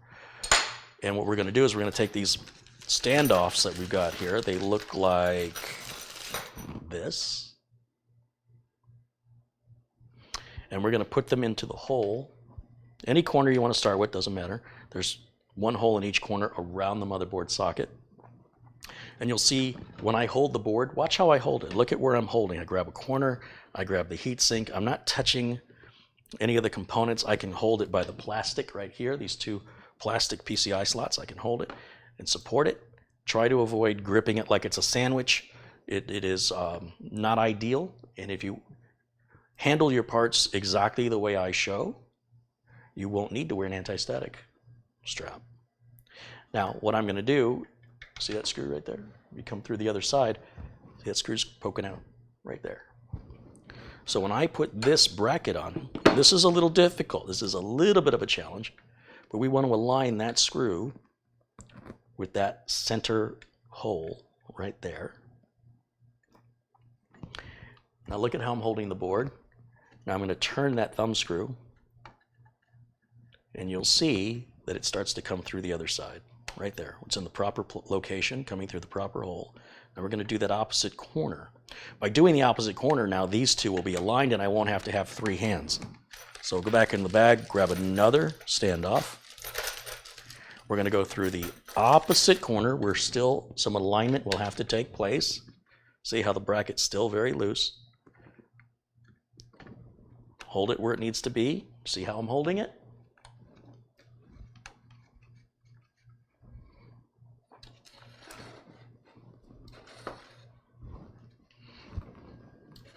Trying to give you an angle of how I'm holding it. I am not touching any of the components on the board. With those 2 standoffs started, I can let go of the bracket. It's not going anywhere. See? It's not tight, but it's not going anywhere. And it's already aligned for the last 2 standoffs, so I don't have to do any more manual alignment.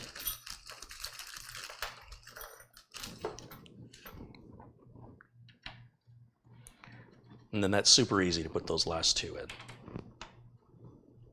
Turn them with your fingers if you can. If you've got sausage fingers, Scythe includes a screwdriver with their coolers, with the Mugen 5 anyway, and it looks like any ordinary screwdriver. It's a great free Phillips No. 2 headed screwdriver.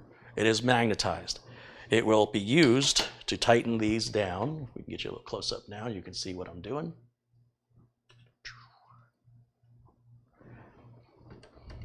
Tighten opposite corners.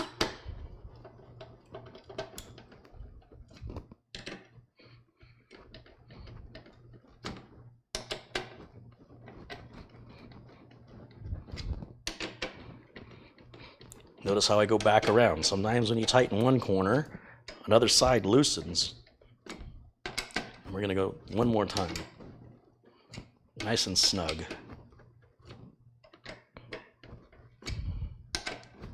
It's good. You're going to get brackets with your Mugen 5.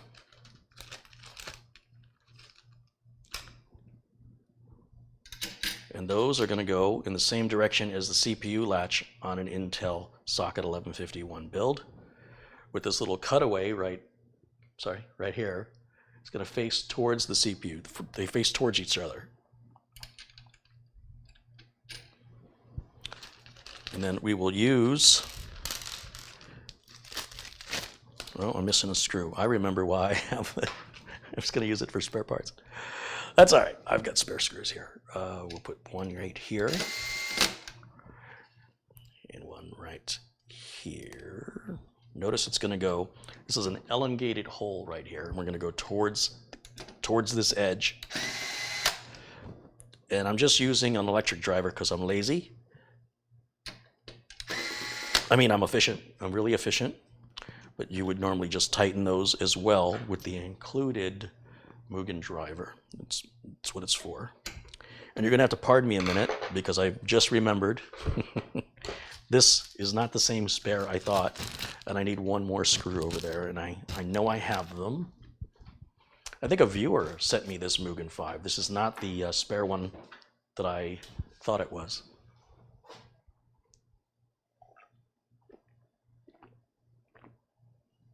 This can be a problem when you have as many parts and do as many builds as I do. It gets easy to confuse because they all, a Mugen 5 is a Mugen 5. They all look alike. Did you just say they all look alike? I did. That's racist. No, it isn't. Let's see. What did I do with it? It's back here somewhere. Obviously, I grabbed the first one I saw. And clearly, I have two. Murphy's Law strikes again. Tell you what I'm going to do, just to speed things along, is I'm going to steal a screw from a Mugen 5. Darn it. Darn it.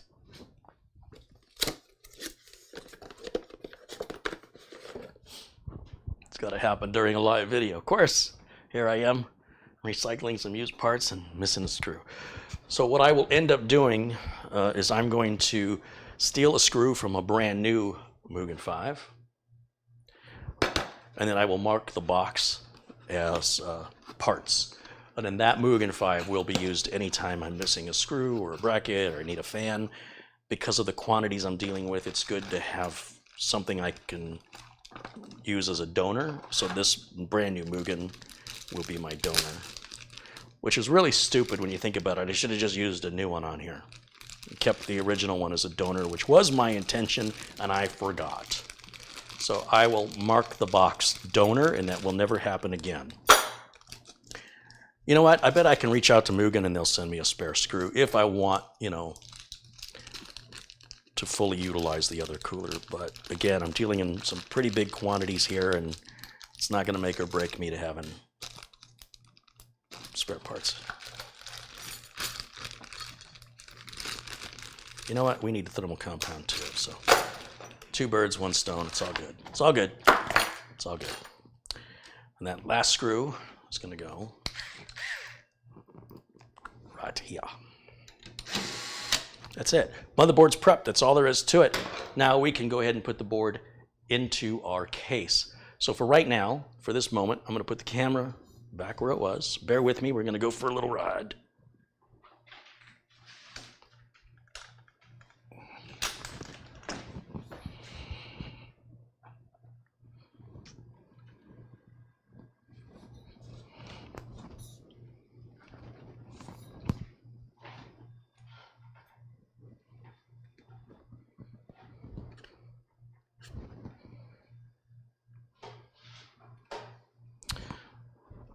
There are certain junctions when I'm building. Hold on a minute. Get over there. Certain chapters where I like to take a little break and stop the build and talk to you guys. And you'll find that after prepping the case, I do that. After prepping the motherboard, I do that. I just take a little me time, and then I'll get back to work here. So in this break right now, I'm going to see what I've missed with contributions and questions. If you have any questions, you're trying to get my attention, now is the time. And I'm trying not to let this go on too long, but it will take about 10 or 15 minutes here to look through what I've missed while I've been working, and again, to address any questions you've got so far before we continue. DSS to MTM contributes £3. Thank you for that. Phil Norbeck with $10 said, is the i5 9600K a good substitute? It's got 2 less cores, but will I honestly know the difference for the dollar? Phil, I don't know you, right? I don't know what you're going to notice. I know that if you get an i7, that'll less likely need to be upgraded. The i5 is going to need to be upgraded before the i7 will. It's totally up to you. There's nothing wrong with an i5. It's a question of what do you want to spend and what are your expectations going to be. I just upgraded my computer in my back office, and since September of 2018, for 2 years, I've been running an i5 8400. Now, that's slower than the i5 you're talking about, and it suited me just fine. I have since bumped to an i7 9700K. It is noticeably quicker. However, when I say it's quicker, I mean like when I click on stuff, it's just like as soon as I let go of the mouse button, it's there. And before, when I would let go of the mouse button and then it would be there. Like it's milliseconds of difference. And if that's important to you, get it. I have to tell you, I've been using the machine now with the i7 9700K, coming directly from daily use of an i5 8400, and it is noticeably quicker, but it doesn't really make any difference. I still type the same speed, I still read the same speed, Windows still starts in the same amount of time, Outlook still opens in the same amount of time. Yes, it's a little bit, it is noticeably quicker, but it's not helping me be more productive. But I do know with that 9700K in there, it should continue to meet my needs for much longer than that 8400 was. And I was rendering some videos on the 8400 using the integrated graphics on the Intel chip. And I rendered another video on the i7 9700K using CyberLink Power Director with the integrated graphics. Seemed to take exactly the same amount of time. So I'm going to have to add a discrete graphics card if I want to speed that rendering time up with CyberLink Power Director. Going from i5 to i7 made no difference at all. But the computer does seem a tad bit more responsive to my clicks. If anything, it's going to take a little adjustment because I also changed the mouse, and I'm used to kind of using a worn out mouse, and this mouse is a little more sensitive. And sometimes, for some users, changing mouse sensitivity makes it feel to them like their computer is faster. So I don't know what your expectations are. It's a good solid chip. Those chips exist to meet the needs of different people and different budgets. It's impossible for me to tell you. You'll have to make that decision. It will work and everything is the same. The build process is identical to what I'm showing you. Ronaldo Torres with a $5 contribution. Thank you, Ronaldo. Michael Dane contributes $5. He says, you are explaining your work like Bob Ross does for his paintings. Kerry is the Bob Ross of computer building. So thank you. Thank you, Michael. Reviewing, playing, and more RPM contributes 10 Canadian dollars.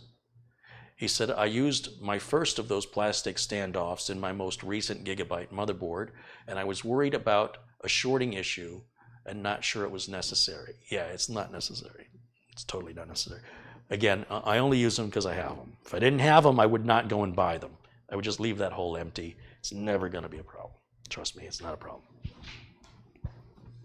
Gigabyte wouldn't sell you a motherboard that requires that little plastic standoff and then not provide it to you. And if you look at the spacing between the next mounting point, it's just this far away. Again, Gigabyte puts it there. You can grab an Asus, ASRock, or MSI motherboard of the same exact dimensions, and they do not have that hole. So how come they're okay without it and Gigabyte isn't? You understand? So if you can install the same board in the same case with one less screw, why does Gigabyte feel the need to add that? And Gigabyte danced around when I had their attention at CES and I was able to ask a product manager. He gave me some nonsense answer that wasn't really comprehensible. So I was like, all right, you know, whatever. He clearly doesn't know either.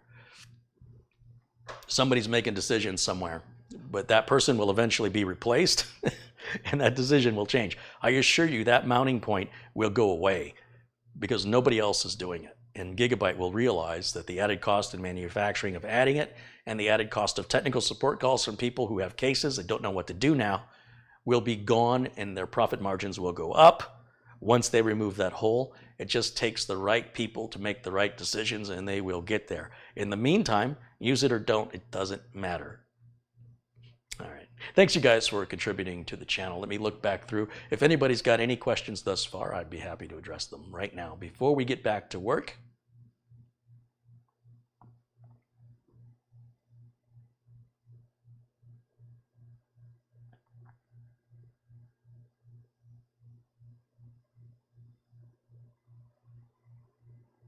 Just so you know, the link to the RAM takes you back to the cooler. Oh, sometimes, yeah, thank you for pointing that out. I'll correct it after the feed.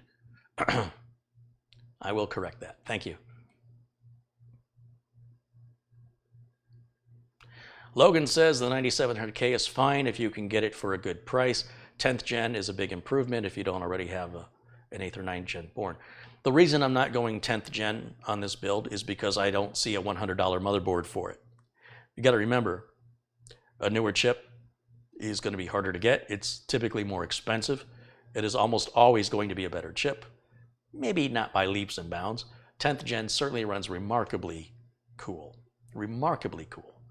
So if you're concerned about heat, you definitely want a 10th gen, but you're going to spend more for the motherboard. Here we're looking at sort of a best bang for the buck. If you stay one generation behind, generally speaking, you're not going to have any problem finding parts. Everything's been tested and proven. It's nothing new. Although 10th gen isn't really anything new. It's a polish and refinement of 9th, which was a polish and refinement of the 8th. The bottom line is, if you want to spend a little bit more money and future-proof yourself a little longer, absolutely, I agree, 10th gen. But if you want sort of what's the best bang for the buck today, in August of 2020, this is the most common build I have been asked to build all year. I've sold more of this configuration than any other, and not a single one has ever come back for repair. It's never happened thus far. Customers are happy, value is there, reliability is there, it's dead quiet, it just works, parts are easy to find. So do what you want. What's important to you may not be important to other people. The point of this build is to show you what the majority of my customers want, not what you want. I don't care what you want unless you're my customer, and I'm sharing with you, in reality, this is what a working technician works with and deals with right now for customer builds. This is what the customers, the vast majority, are asking me to build this for them. I don't care what you do with that information. It doesn't have to align with what you want. You're clearly not my customer. Okay. Because I don't know what people think I'm doing over here, but I'm working. Not a hobbyist. Joseph Jakubiak has contributed $10. He says, hey, Kerry, you're the man. Some Coke money. Great content. Hey, thank you, Joseph. I appreciate that very much.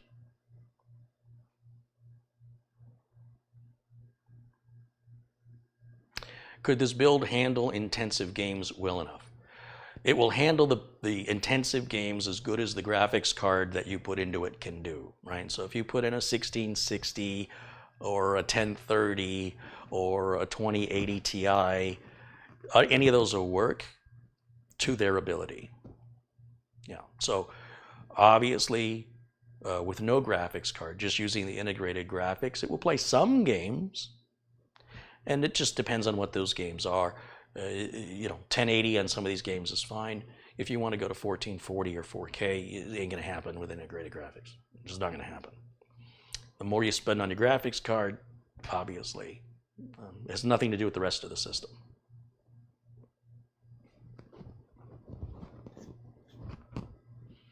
Jim M says, great stream today. Awesome stream. Nice. Thank you, Jim. Coke money, Coca-Cola. It's a Coke.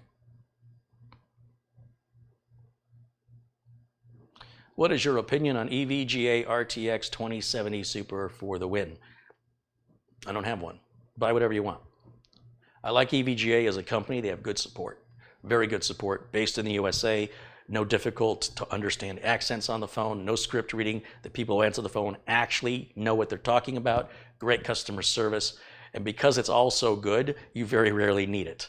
So I'm all for EVGA. If it's got the EVGA name on a power supply or on a graphics card of any model, I'm sure it's great.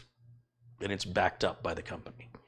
Their motherboards, I'm not a big fan of, but their power supplies and their video cards, you'll see a lot of them being used here on this channel. And they have nothing to do with it. That's just good value and what I recommend.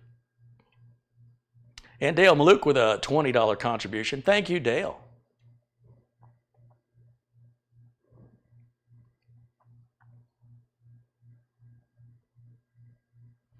I'm just wanting to avoid any bottlenecks. Pretty much bottlenecks exist in benchmarks. If you'd stop running benchmarks, you'd stop having bottlenecks. People are so obsessed with benchmarks, they have forgotten reality. I would suggest that you actually buy a graphics card that works well in whatever game you play the most. Go to the forums of that particular game, find out what other people are recommending for the resolution and settings you want to play at.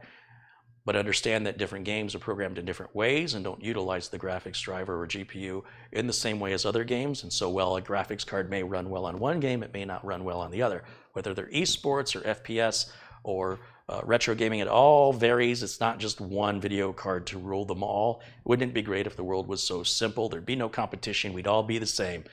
Bottlenecks primarily exist in benchmarks. If you stop benchmarking, you don't generally have any bottlenecks you're aware of. Just fact. Fact. It takes somebody who actually can tell the difference, who cares about stuff like that. If you don't know, if you're not experiencing something when you're playing the game, then running benchmarks looking for bottlenecks is just technochondria. It's an absolute waste of time and a waste of money. You think people are buying these graphics cards and slapping them into systems? And I mean, I don't know what's going on. I really don't understand it. It doesn't make any sense to me. And then they're not happy with the performance of a 2070 Super. What are you doing, man? Yeah, everybody's doing something different. You might be video editing. You might be using Adobe Premiere. Hey, that graphics card can make a huge difference, right? You might be playing Crysis, or you might be playing, Cyberpunk 2077. I don't know how you got it, but let's just say, let's, humor me. How the programmers develop it is entirely up to them. And so one graphics card is not going to universally bottleneck across every setting of every game. It's just not possible. It's not possible. And there's other games you'll play that, regardless of the benchmarking possibility of bottlenecking, you would never actually bottleneck in real world usage, depending on the game and the settings. There's too many variables at play here to suggest that, and it's just milliseconds of difference. It's making mountains out of molehills. It's technical minutia. It is not what this channel does. You can go to lots and lots and lots of other YouTube channels that can feed that phobia. I'm not here to do that. But I do appreciate the question. It's a very common question, and I see it as almost an illness. This is an i7 9700K. Do you honestly think that high end of a CPU is going to get bottlenecked by any graphics card on the market right now, regardless of the chipset? Show it to me. I'm not in a benchmark. Show me the gameplay. Show it to me. Prove it. I don't want to see benchmarks. They're a waste of time.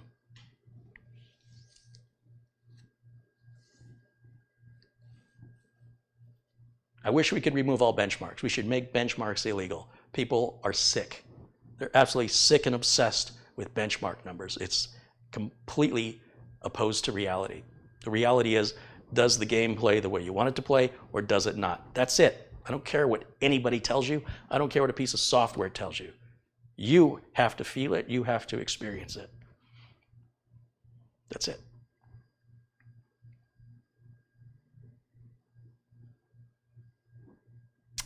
Real quick, any last questions I can answer, I'll be glad to answer it. Then I want to get back over here. We are at 1 hour and 40 minutes. I have 20 minutes now to get this board installed, wired up, and powered up, and Windows 10 installed. And as if that's not a tight enough schedule, I will still take another question because I'm just insane and I like the pressure.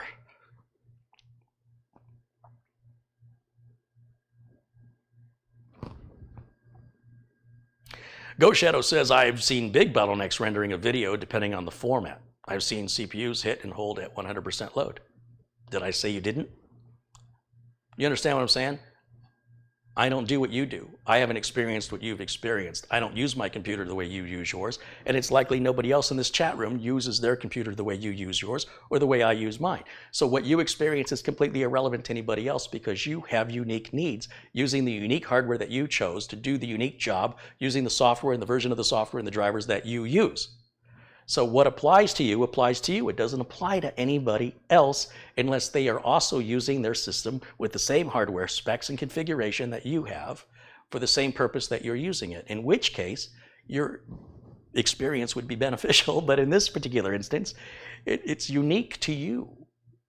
Offer the respect to other people that they have different needs than you do and expect that same consideration in return.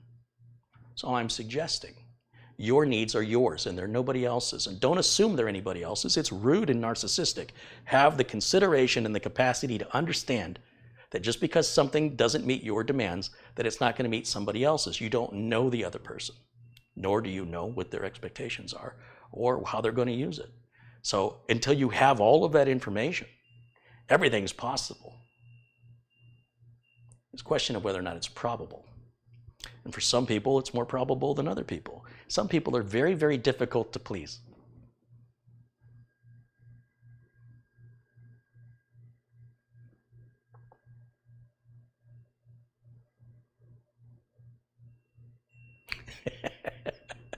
Scott says, wow, did you get all that? You want me to repeat it? Take a breath.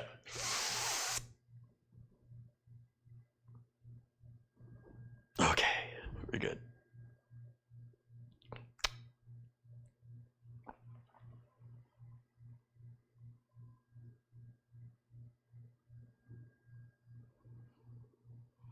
All he's saying is bottlenecking is a thing.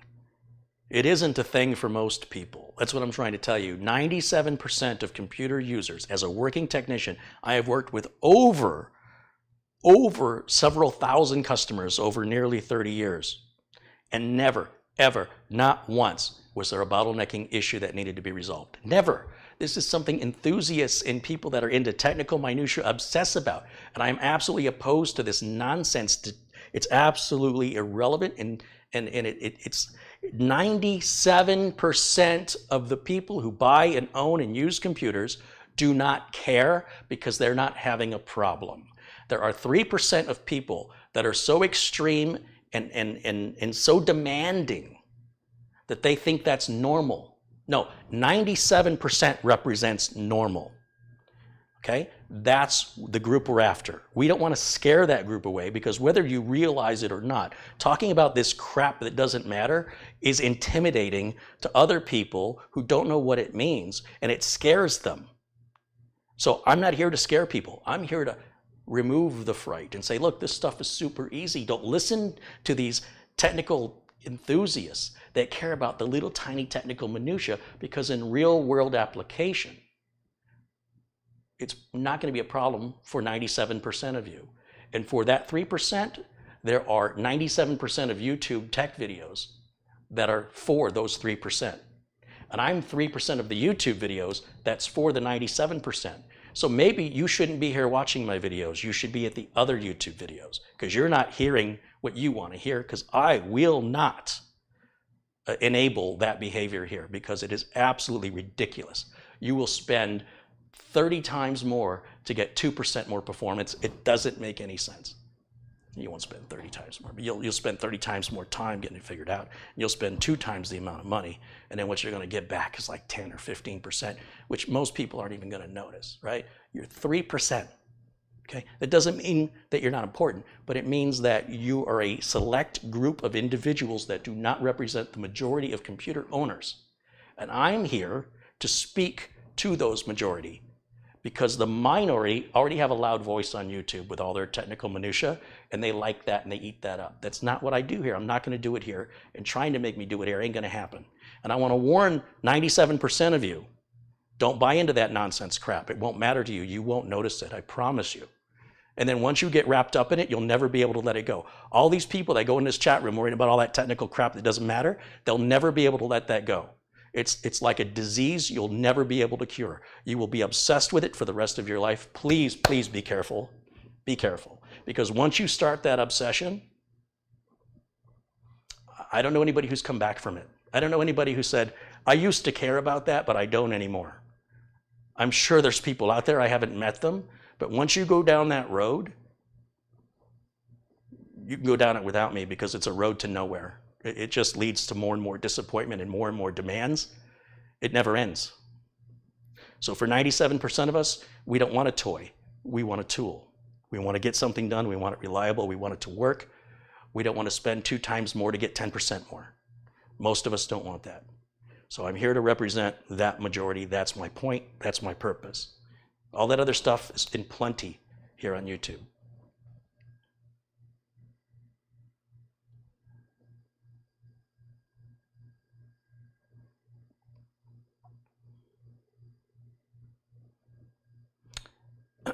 The reason it concerns me and why I make a big deal out of it is you have to understand most people are intimidated by computers.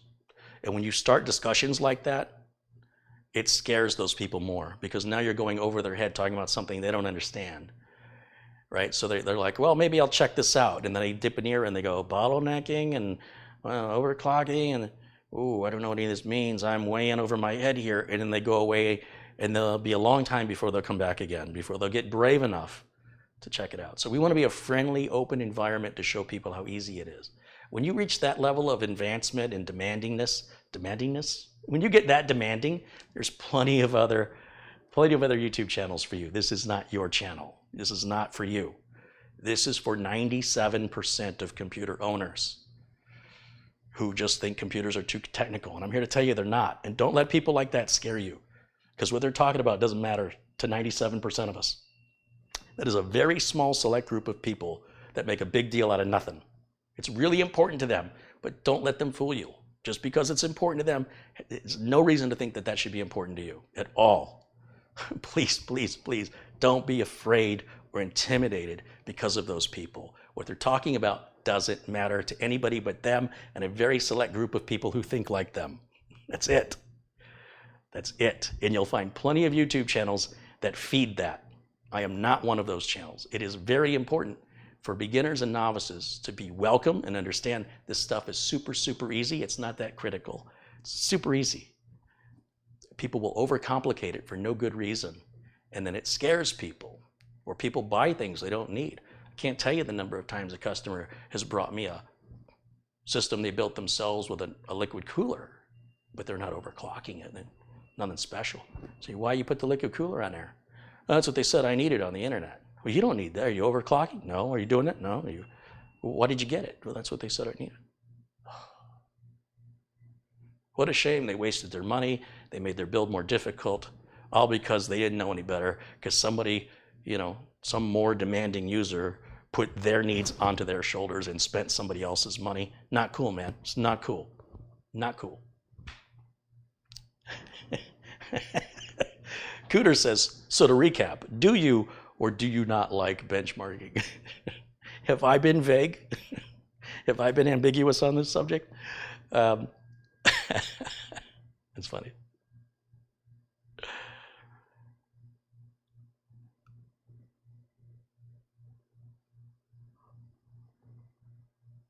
But yeah, the point is to be practical, right? We're not trying to reach that little 3% of computer owners. There's no point in it. They own the majority of YouTube videos on this type of content. It's weird, but it makes sense. Those are the people that are going to make content. They're so enthusiastic about it. They're not bad people, but they don't think the way, their priorities are not representative of the average computer owner. But you wouldn't know that looking on YouTube if you're just a computer user, you're just a regular ordinary person, you're not particularly enthusiastic about Star Wars or Lord of the Rings, and nor are you particularly enthusiastic over a computer. Intel, AMD, who cares? Just does it work? Is it reliable? Does it meet my particular needs? I don't care if it meets your needs. I didn't ask you that. Will it meet mine? You can't answer that because you don't know what my needs are. So I'm here for those majority.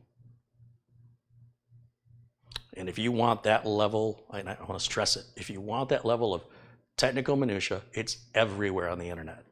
What I'm doing, not so common. So I will fight for it. It's worth fighting for. The Pack contributes $5. He says, am I the only one that thinks Coke and Pepsi taste the same? I don't know if you're the only one. I can tell you, I certainly can taste a difference, for sure. XNetPC contributes $2. He says, I like hearing my name. Who doesn't? Viable Solutions with €2 said, custom shroud cables on first build 30R 50 centimeter. I don't know what that means. Whatever you think is best, man, you know, whatever you think is best.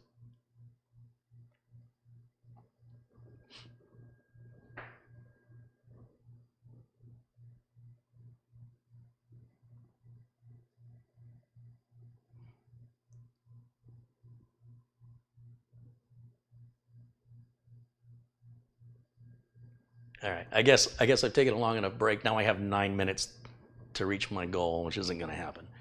Let's go ahead and put the motherboard back in the box. Let me put the parts to the side cooler back in the box. Then we'll put the motherboard into the case, and I will jumble other thoughts together into one sentence as I'm trying to rush through this now. This is an incredibly simple process, and I will tell you, no customer ever in the history of my business has ever had a bottleneck that they were aware of, nor have I ever had to repair an issue with a bottleneck. Whether or not a bottleneck exists depends on how you use the system. Most people don't use systems like that. Only enthusiasts typically use systems like that. Now, there are always exceptions, but my experience thus far, I have never done a repair dealing with any bottlenecks. It's never happened. That's something that's self-created by end users that typically cause their own problem, and they're the typical kind of person that will resolve it themselves. So I don't get business from people like that. That's why I don't appeal to them. I'm not here for them. I'm here for business. So please don't let things like that scare you away. It is not practical or reasonable to have those expectations. Now, to put the motherboard into the case, I'm going to lay the case flat. You're not going to be able to really see what I'm doing, unfortunately. I will remove the wire tie here from the front port umbilical cables to get the cables out of the way.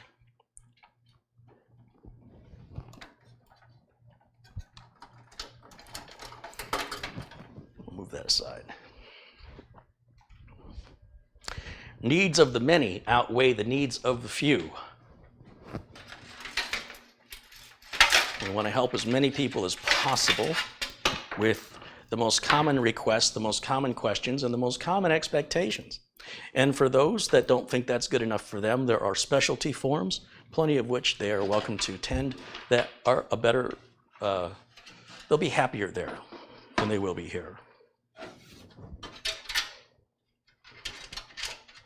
I'm not going into McDonald's demanding a burger be cooked medium rare. You know what I mean? This is not going to happen. It's not what they do. If you want that, you got to go somewhere else, more specialized. Feeding the masses over here is what they want. So to put the board in, it's kind of hard to hold it. I'm going to kind of hold it by the edges as best I can and set it in a bit on an angle and just rest it down onto the back of the case. And then I'm going to pick it up by the I/O shield. If I turn it this way, you might be able to see a little bit better.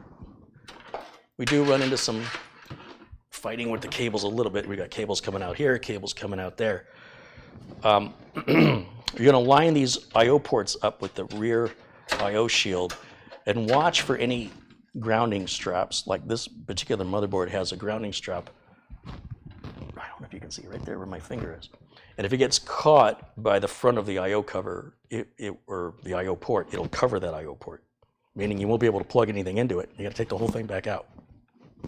So once you align the I/O ports with the I/O shield, then you push the motherboard towards the back, and there's a post in the bottom of the case that comes up through the center motherboard mounting hole that will hold the board in position for you. Now, before you lock it down, inspect this area and make sure everything's coming through as it should. Like, these audio ports aren't lined up right.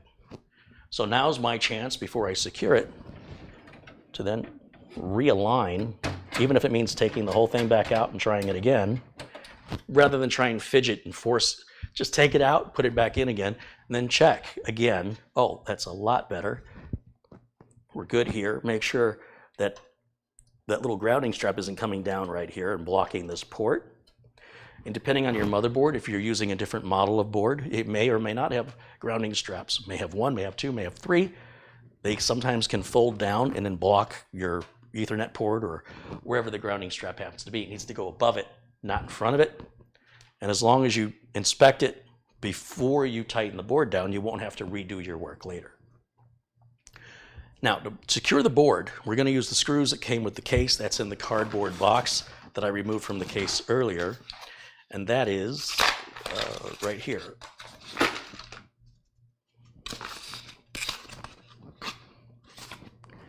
So they've given us a few plastic nylon zip ties.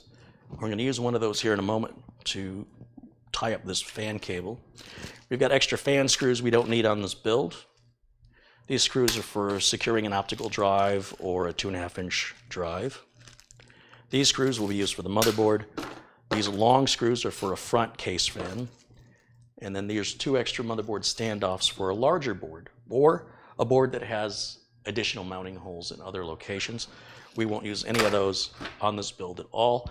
However, in the future, if the customer wants to upgrade something and make some changes, we will want those, because again, they are typically unique to the case design.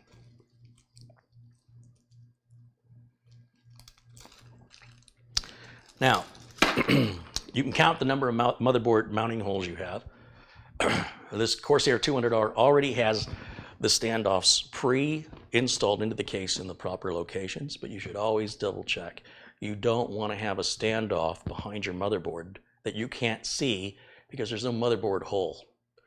Now, a very easy way to do this is simply, before you put the board in, unless you're using the exact same parts I am, in which case, like I said, everything I can tell you from the factory is ready to go. You count how many holes the motherboard has, and then you count how many standoffs you have. If that number is different, fix it.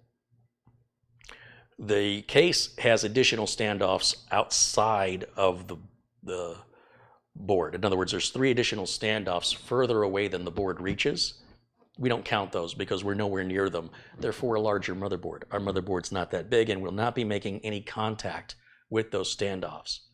So we'll leave them there. I don't even think they come out anyway, but we're going to leave them there because we don't want any contact between the motherboard and the standoff unless there's a motherboard mounting hole directly above that standoff.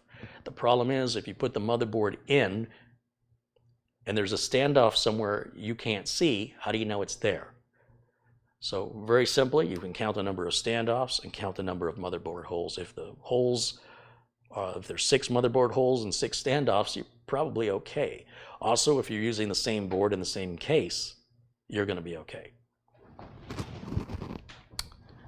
With that said, I can now secure the board. I know that I have, I think, 5 mounting points.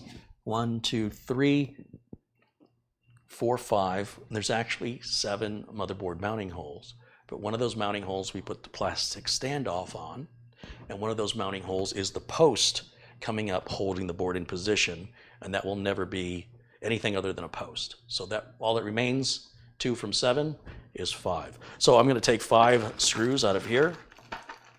These are the coarse threaded screws on the Corsair 200R. Once again, different case manufacturers may use fine threaded screws. There's no rule, whatever they decide.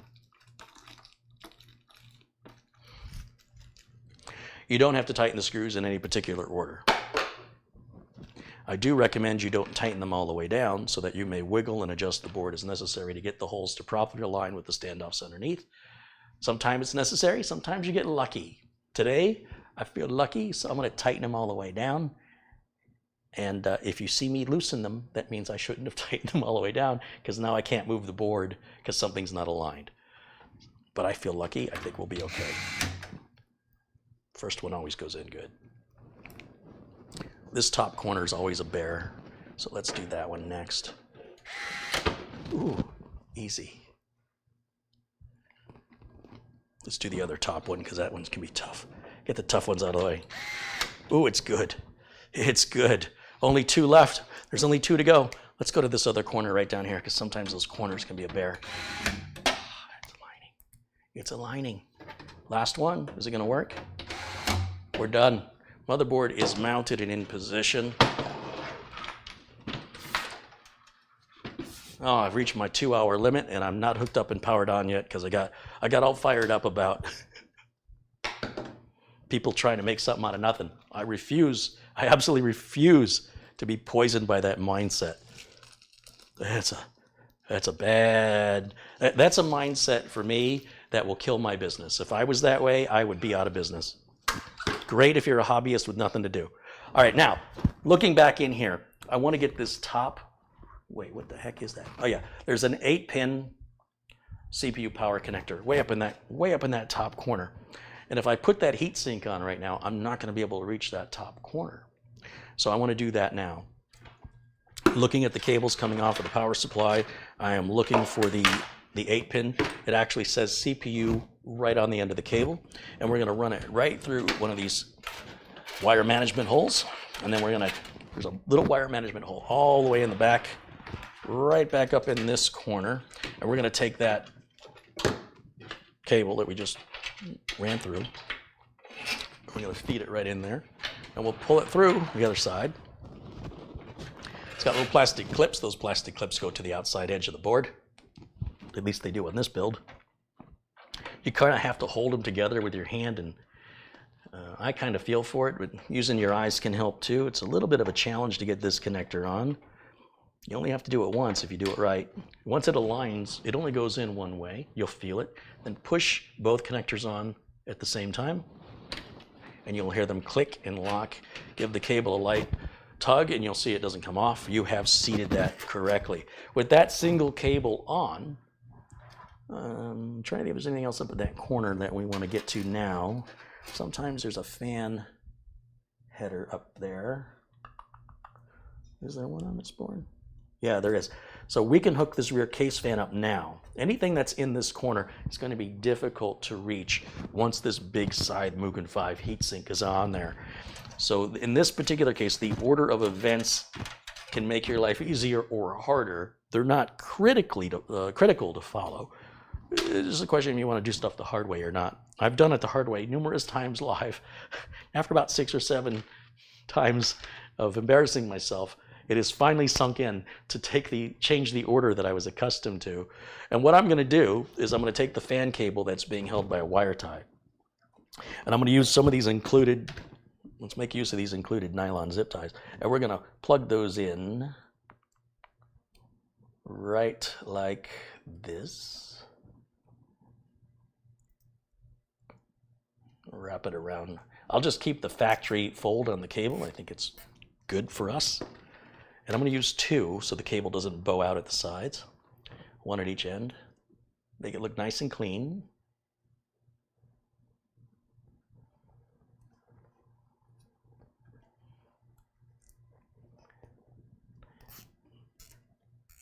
Again, you don't have to make those super tight. The idea is that you just want to keep the cable management nice and neat.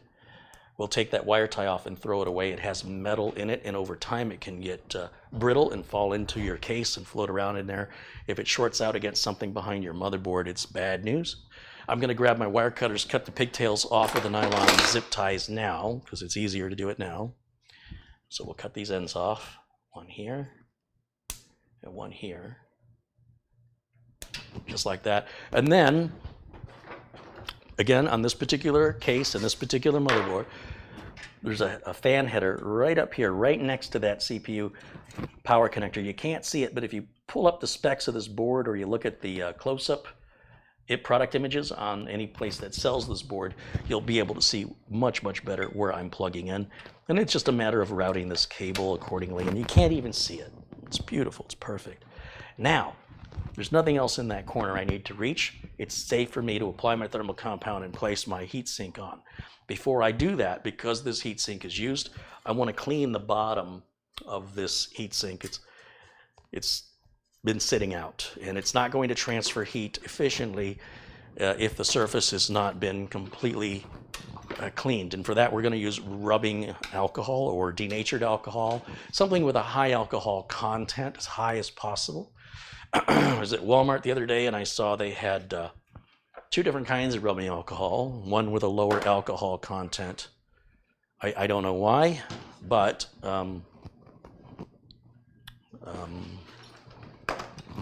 you want the highest alcohol content available. If all you can get is a lower alcohol content and that's the highest available for you, then that'll do. It'll do.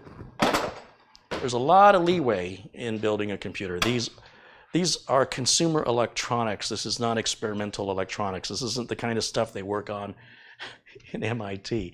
So it's not that finicky. You can get away with a lot. You can get away with a lot, and the system's going to work just fine. That's why I get so upset about people who care about stuff that doesn't really matter to most people. Most people just want the darn thing, to function, to work, and be reliable. Some people care about how loud the machine may be. And I'm getting more and more complaints from people regarding noise, and it's becoming a wider and wider concern.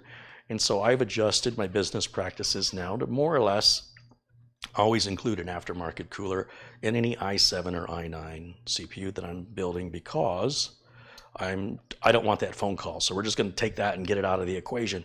Whether or not it's cooling, they don't care, right? Never had a customer call me and say, well, that's not true. I have had customers call and say my computer's hot, but they mean when they touch it. They don't mean they're looking at software. They mean it's physically hot when I touch it. Should I be worried about that? Yes, you should. You've done the right thing by calling me.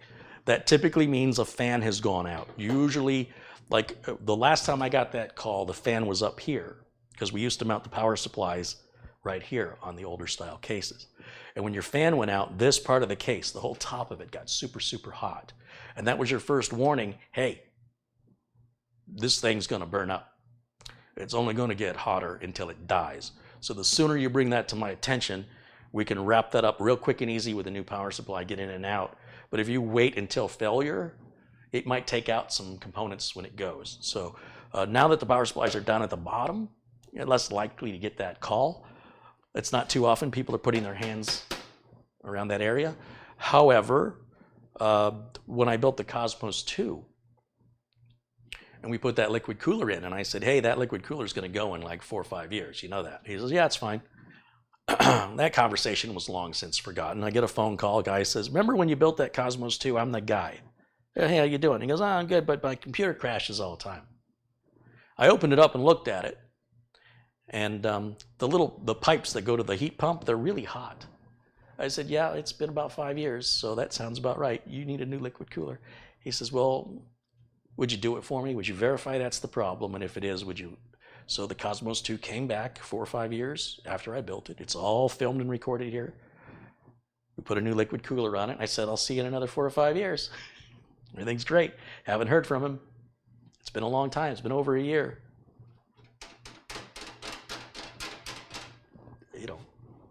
Okay. That's what you want.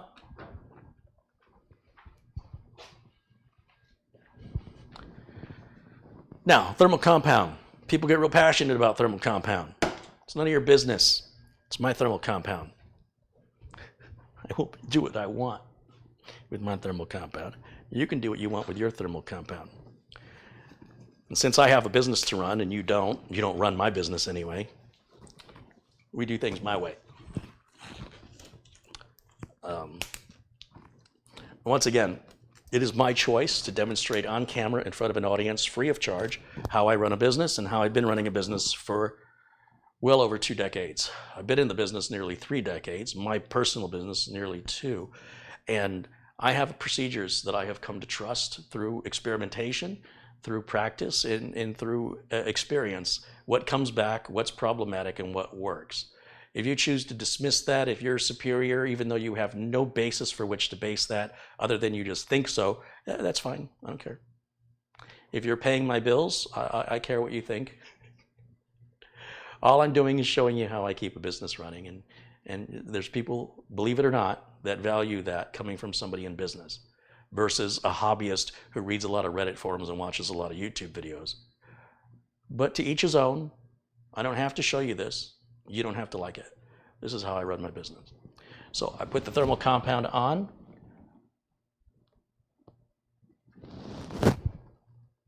The same way I've done it for quite some time. Process has been refined a little bit over the years. I use a nitrile, not a latex and not a rubber glove, but a nitrile glove. And I finger paint, speaking of Bob Ross, I finger paint that thermal compound across the entire heat spreader. And the reason we do that is this heat spreader has a number of dies under it. It's got internal graphics in there. It's got the main CPU core in there. And so it's not just the middle of the heatsink anymore that we're trying to cover, or the middle of the heat spreader. We want to cover the entire area. And if we put a little dab on, like everybody says, how do we know if we're covering the whole thing? How do you know? I'm a science guy. I'm a math guy. I'm not a real sort of trusting faith it'll be okay kind of guy. I want to see it. I want to make sure it's all even. I want to see it's all covered. And if I'm worried about air bubbles, which are stupid anyway, because the whole system thermal compound gets viscous when it warms up. And if you didn't have any air bubbles when you put it on, it's very likely you'll get some when it heats up and starts moving around. But regardless, there are people that care about that nonsense, and you don't need to be drug into that because it doesn't matter. But what I will do, just because it doesn't hurt, is I'll tap on the thermal compound like this, and it creates these little hills and valleys so that when you do put the heatsink on, it does crush it down and spread it out a little bit more than just pre-doing it smooth. At the end of the day, it doesn't make any difference. I mean, honestly, if you want to put the little dab, any way you want to use your thermal compound, any way you want to put it on, it's not my problem. I don't care. I don't care how you do it. You can make a video you want to show how you do it. This is how I do it. I'm already defending myself against the people out there that think it matters to them how I apply thermal compound to a system I sell and have to support. They don't sell it. They don't support it. It has nothing to do with them. They need to mind their own business. They can accept the value of the experience I'm sharing, or if they don't like it, they can make a video and show how they do it. Either way, but they're not going to change anything by criticizing my process, since I don't know who they are. Their opinion is valueless unless I know who you are. You're just a stranger on the internet judging me. What does that mean? I don't know who you are. Why do you think that I'm gonna, oh, gee, Fly Guy 23 doesn't like the way I do it. The customer's happy, and Fly Guy 23 has never been a customer, but I better make sure Fly Guy 23 is happy, because I won't be able to sleep tonight if Fly Guy 23 doesn't like the way I put my thermal compound on a system that's not his. It's none of his business. It's not his money. It's not his system, and he doesn't have to support it. But he sure does have strong feelings about it.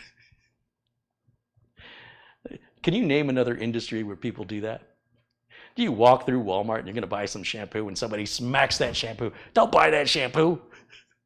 What do you care what shampoo I buy? That's not good. Well, then why do they sell it? Because people are stupid. Well, what's in it for you? Do you work for the other shampoo company? I mean, it doesn't work in life. It doesn't work then. It doesn't work now. But boy, is it rampant on YouTube. It's rampant. Let me tell you how to build a system for somebody else that I don't have to support and doesn't cost me any money, and nor does anybody know who I am. And you better listen. Or what? Go away. People. I am not at all bothered by them. All right, let's go ahead and put the heatsink on. Now, to do this, I have to lay the case flat. We're going to work with gravity here. And you'll notice on the heatsink, one edge of this sticks out further. That's the side the fan goes on. This is the side that's going to go towards our RAM. So we're going to turn it, because the RAM is right here. And then these two screws, there's one here and there's one over here, they're going to go right into the center holes of the two brackets we put on around the edges of that CPU a little while ago. And so just gently place it in on top. And again, using the included scythe driver. I'm a magician, right? You just saw me put the driver in the box. I have many of these. This is going to go, this is going to go over to this edge. I have a couple other videos with Mitch Morrison's help. He got some great camera shots while I'm doing this. So even though you can't see me turning the screws in this video, there are other videos, many, many, many other videos where there's close-ups of this. There's a hole, there's actually two holes in the top of this heatsink. The hole closest to this side, we're gonna go down that hole with this long driver, that's why it's this long, just for this, until we feel the screw line up underneath. Just kind of move the driver around. It'll seat, you'll feel it. And then start to turn that screw once it's aligned with the hole. Just, it's not it. It is, this one's being difficult. Come on, is that it? I got it. We don't want to tighten these screws all the way down. Just give them a couple of turns, then go to the other side, give it a couple turns. Go back and forth. Until these screws will come to a dead stop.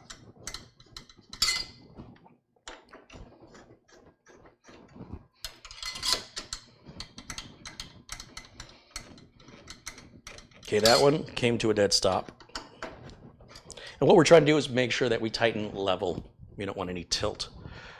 That secures the heatsink to the CPU. Finally, we just have to put the fan on and do a couple extra cables, and we'll test this Amazon warehouse motherboard that's been supposedly used to verify if it's got a problem or not.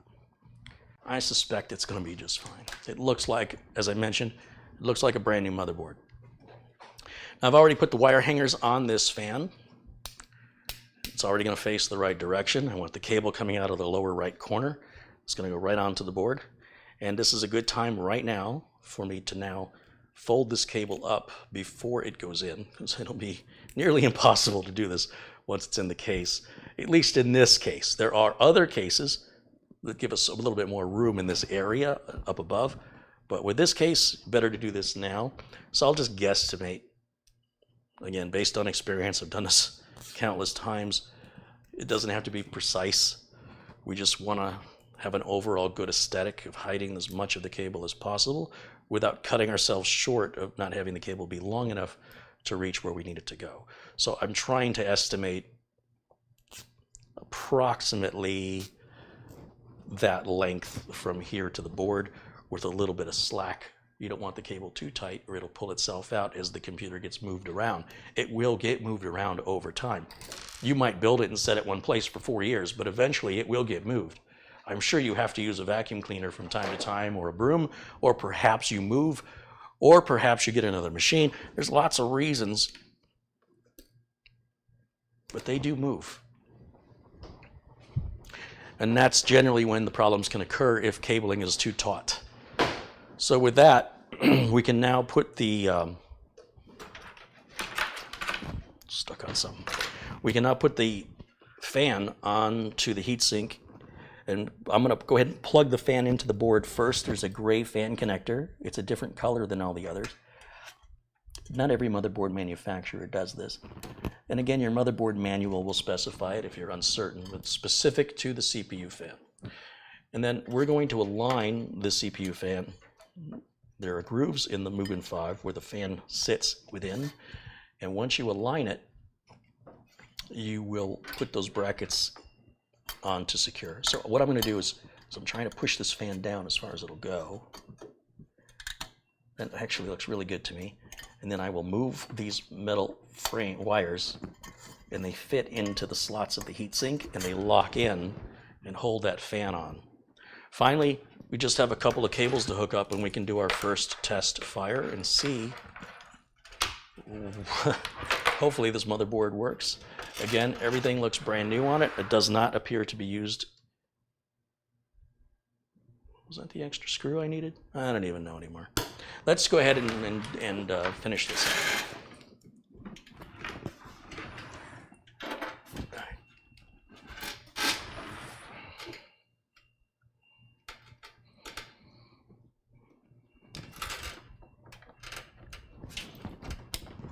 There's that. And then this is our USB 3 cable that powers the two USB 3 ports.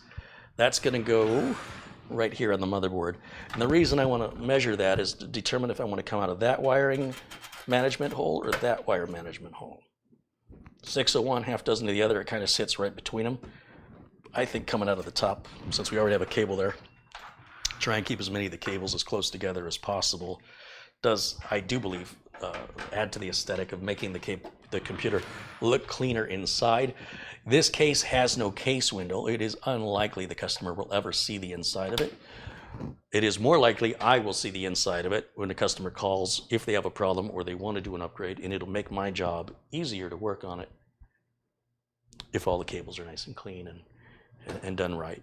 You know, there's not having to spend a half an hour untangling Christmas lights, you know what I mean? So with that, we have just a few umbilical cables to hook up. That's all that's left. Oh, front port audio. Front port audio. Right up here, we've got the headphone and microphone jacks. That's coming out of this one singular cable right here. And because we have sort of a shallow or short power supply, we can run that, we can route it. I'm trying to think how I want to do this. We can route this, let's go down here like that, get around that one. We'll come around the bottom, and there's a little gap right there. I want to get as close to this corner as I can. Some power supplies are longer than others, and you can't do that. Also, some cases even allow for some wire management holes. This one does not for this corner. This connector has one pin blocked, so you can only go on, it will only fit in one direction. And you may have to look very closely, but this connector that I'm plugging into, the socket says F audio, front audio. And there's no clip or pin, you know, it just fits on and it's held on with friction, but it will only fit on the right side up because of the blocked missing pin. If you turn it the other way around, there's a pin trying to go through a hole that doesn't exist. It won't seat, so don't force it, flip it 180 degrees. Try again, it should fit easily. There should be some resistance, and push it until you feel it hit the back of the socket. Wiggle and push in at the same time. Then finally, we have just 4 cables left. That's our power LED, our hard drive LED, our power switch, and our reset switch. That's all represented right here. And if we start with the hard drive LED, with this particular motherboard, in this case, you turn it so the words are facing down. That gives us the positive cable on the left side. Untangle these cables now, and you'll save yourself having to redo it later, if you care what it looks like. If you don't care what it looks like, well, that's on you. So with the cables facing down, I'm sorry, with the lettering, the HDD LED wording on this connector facing down, I'm going to go to the first 2 pins laying flat, not vertical, flat, the bottom row. There's 2 rows of pins. We're going to go with the bottom row first, using the first 2 pins on the closest to the left edge. And that's your hard drive LED. You're done with the hard drive LED. Now you can do the same thing with the power LED. It's often split between the positive and negative. So if you want the words facing up or down, it's up to you, however you arrange it. I like the words to face up so I can see them when I work on the system. And the lettering is very small, so I need to get some glasses to see the positive and negative. Those of you with better eyes or younger eyes can probably read that without glasses. But the positive cable, there's a little plus, and this is the negative. And then we'll run that again right through the same, because these are all going to be kept together when we do our cable management later. And that's going to go exactly above the first 2 pins on the top row, completely over the hard drive LED, with that positive cable being closest to the edge, just like the positive cable is closest to the edge, on the hard drive LED below it, not beside it, below it. We're going to do the same thing with the reset switch. One of these says reset, that's power, the other one is reset. Now, even though power and reset may indicate a positive or negative, you can ignore it. Doesn't matter.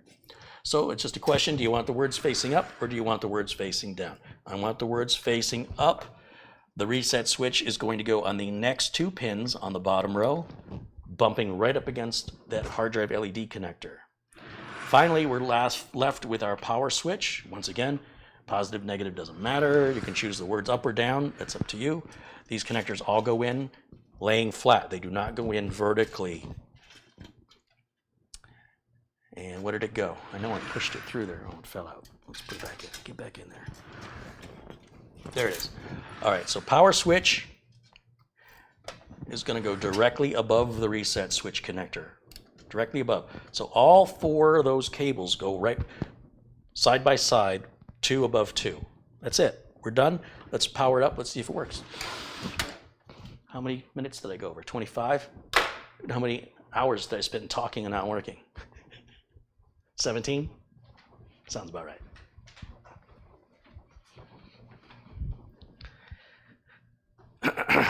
So to power this up, I need to get a keyboard and a mouse. We're not hooking up internet. We're not hooking up flash drives. We're nothing else but a keyboard and mouse first. So I use this keyboard mouse combo here that lets me use 1 dongle, and it's a small keyboard. It doesn't have the 10 key, so it doesn't take up all the space on my bench. I plug it into any USB port. Okay, so keyboard and mouse are hooked up. I need to hook up the integrated graphics. This motherboard supplies us with VGA, DVI, or HDMI. I'm going to use HDMI. That's right here. And we will put that over there. And this will go right here under the back of the motherboard using the integrated graphics that comes with our CPU. And then I'll come around here to the back of old Thready that's streaming with us today. And we'll plug into the next port over to the capture card. That's going directly to the back of your monitor, those of you watching at home. Last thing I'm going to hook up is the power cable. Make sure the switch is in the off position on the power supply. We'll go ahead and plug power in and into the wall, and it will flip the switch on. All right, this is it. This is the moment of truth. I did not hook up the front fan, nor will I, because there's no discrete graphics. There's no reason to have that fan running. Instead, it'll sit as a spare, because one day when that fan goes out, in Arizona, in our dry, dusty environment, that fan will go out. We already have a hot spare ready to go. There will be no heat issues whatsoever to deal with, non-existing heat issues. If we were to add a discrete graphics card, then I would hook that fan up, but I would also change out to a more powerful power supply. I also don't need the DVD drive right now. That's not necessary. I'll do that at the end. Meaning, once Windows 10 is installed and configured, one of the very last things I'll do is wire up power and data when I do the cable management, because I don't need the DVD drive for anything I need to do. And then I guess that's it. Let's turn it on and make sure the lights work, make sure the fans spin. Rear fan is hooked up, CPU fan is hooked up, power's hooked up to the board. Everything's got power, everything's hooked up. It should work. Let's see how our used motherboard from Amazon performs, if at all. Let's go to input number 2, which is the HDMI input coming off the back of this computer. And let's put me up in a corner. That looks good. What you see right down there, it says no signal. That's my capture card saying, hey, there's no feed. There's no video feed coming in. That's right, computer's off. Where's the video feed coming from? It's coming from the computer. Now the computer's off.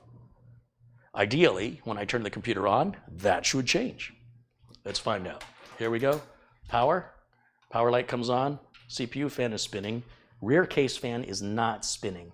That suggests to me I may not have plugged it in correctly. So I need to correct it. I'm going to reach over and I'm going to unplug. I'm going to hit the power switch on the power supply, because if that is not plugged in correctly, it could cause a boot problem. And I want to make sure that that's not going to falsely create a... It's pretty unusual, and it takes quite a talent to plug that connector in wrong. Now that I've got the heatsink in place, it's a narrow area to correct it. One of my viewers, and I can't remember who it was, sent me these forceps, and I thought, what do I need these for? Well, if you have a pair of forceps like this, they sure may come in handy if you make a mistake like I did and it's best to fix it now. Don't ignore it. It's just a fan, it doesn't matter. You have to understand that voltage is now going where it's going where it doesn't need to be going, and it could create a problem that could prevent the machine from booting.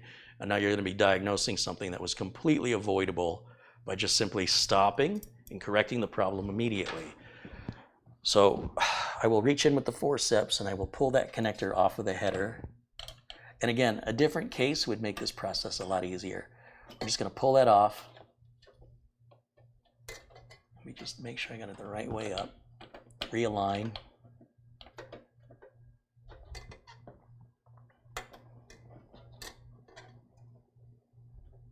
Boy, I practically need a flashlight to get in here. It's very, very dark. It's difficult. Very difficult to see.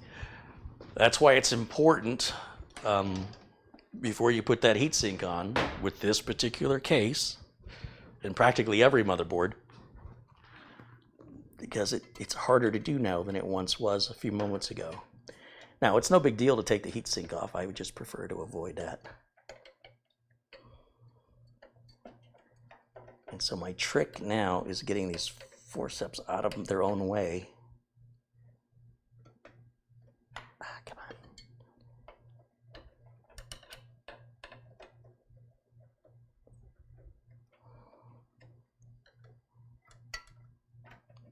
on. There it is. Okay, now, when I turn this on, we should see both fans. Oh, I gotta hit the switch. We should see both fans turn. Yeah, they're going. Now let's flip back over to the secondary input, and let's see if this thing will post. Oh, there it is. It's already posted. Let's hit delete, delete, delete, delete. Come on, get me in the BIOS. It may cycle on the first boot, which is normal. Could cycle 2-3 times, still normal. There we go. And I'm just curious what BIOS version and what date we've got. Those of you who follow this channel know why. So let's look at what we've got here. It looks like our BIOS is F14. I think, is that the latest? I mean, H370, HT3? Our date and time, we're a little advanced. We're on, that's just because of the time zone of the manufacturer. They're in Taiwan, I think, and so they're a few hours ahead, which puts them into tomorrow. That's not really that important, but I'll take care of it now.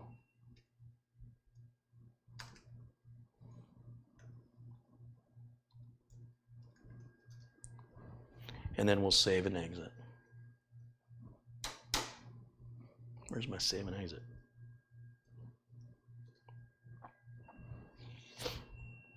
Okay.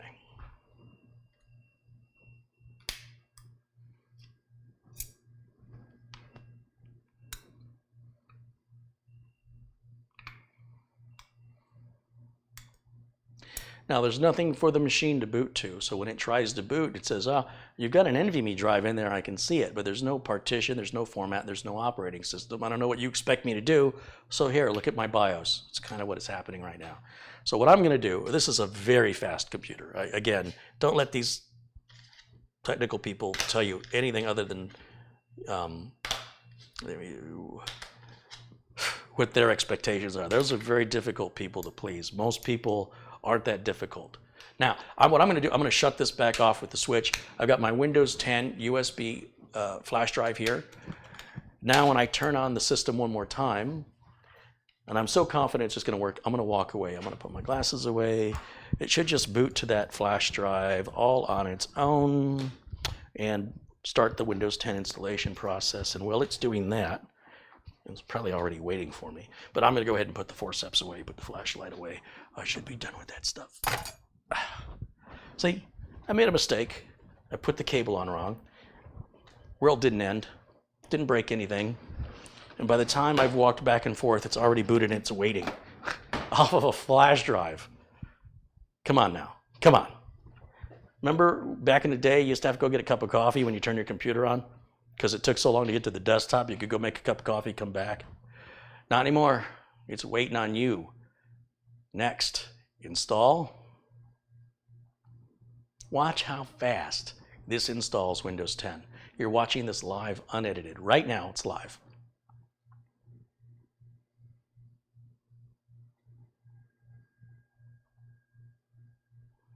And for those of you with other systems, you can go through the same process and measure how much time it takes you in your superior system. It is almost imperceptible. Between this and Threadripper, they're going to basically install software at the same speed because we're limited to the performance of the USB port. But it's pretty quick. It's dead silent. You cannot hear a thing. The only way I know this is on is I see the fan spinning. I see the power light on. As Windows is installing, I will glance over and make sure the hard drive light blinks on and off. If it doesn't blink on and off, I either have it on the wrong pins or I have it upside down. Not the end of the world. Just something to watch for, just to make sure it works correctly. That's an important diagnostic LED as a technician. Someone says, hey, I think my computer's frozen, but I see the hard drive LEDs blinking on and off. I'm like, well, no, it's frozen. It's doing something. Still could be locked up, could be trapped in a loop, but without having the hard drive LED, it's more difficult to make that determination. So when cases stop coming with hard drive LEDs, as some cases do, it's upsetting to me as a tech because, again, it's not there for looks. It's there to provide information that data is being read or written from your storage device. Read from or written to your storage device. We're already on our first boot. At this point, we can unplug this flash drive. We don't need it. We could also leave it plugged in. I'm going to leave it plugged in just to show you it won't boot from it anymore. Now it's booting from the internal M.2. By default, that's the way the BIOS is set up for the manufacturer. That's why you leave things alone. Now, again, everything now is booting and running from the internal storage drive. It's no longer using the USB. So if I want to pull it out now, I can. If I want to leave it in, I can. It doesn't matter. It changes nothing. Just do whatever you want to do. Typically, I wait till Windows is done before I unplug things, but it's just an old school habit. It's no longer required.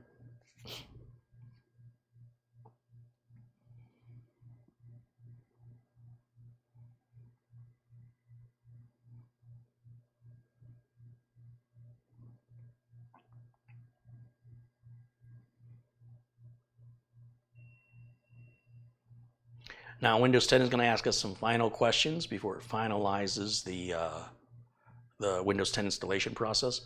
It reboots this one more time, this one last time. It's going to reboot for the last time.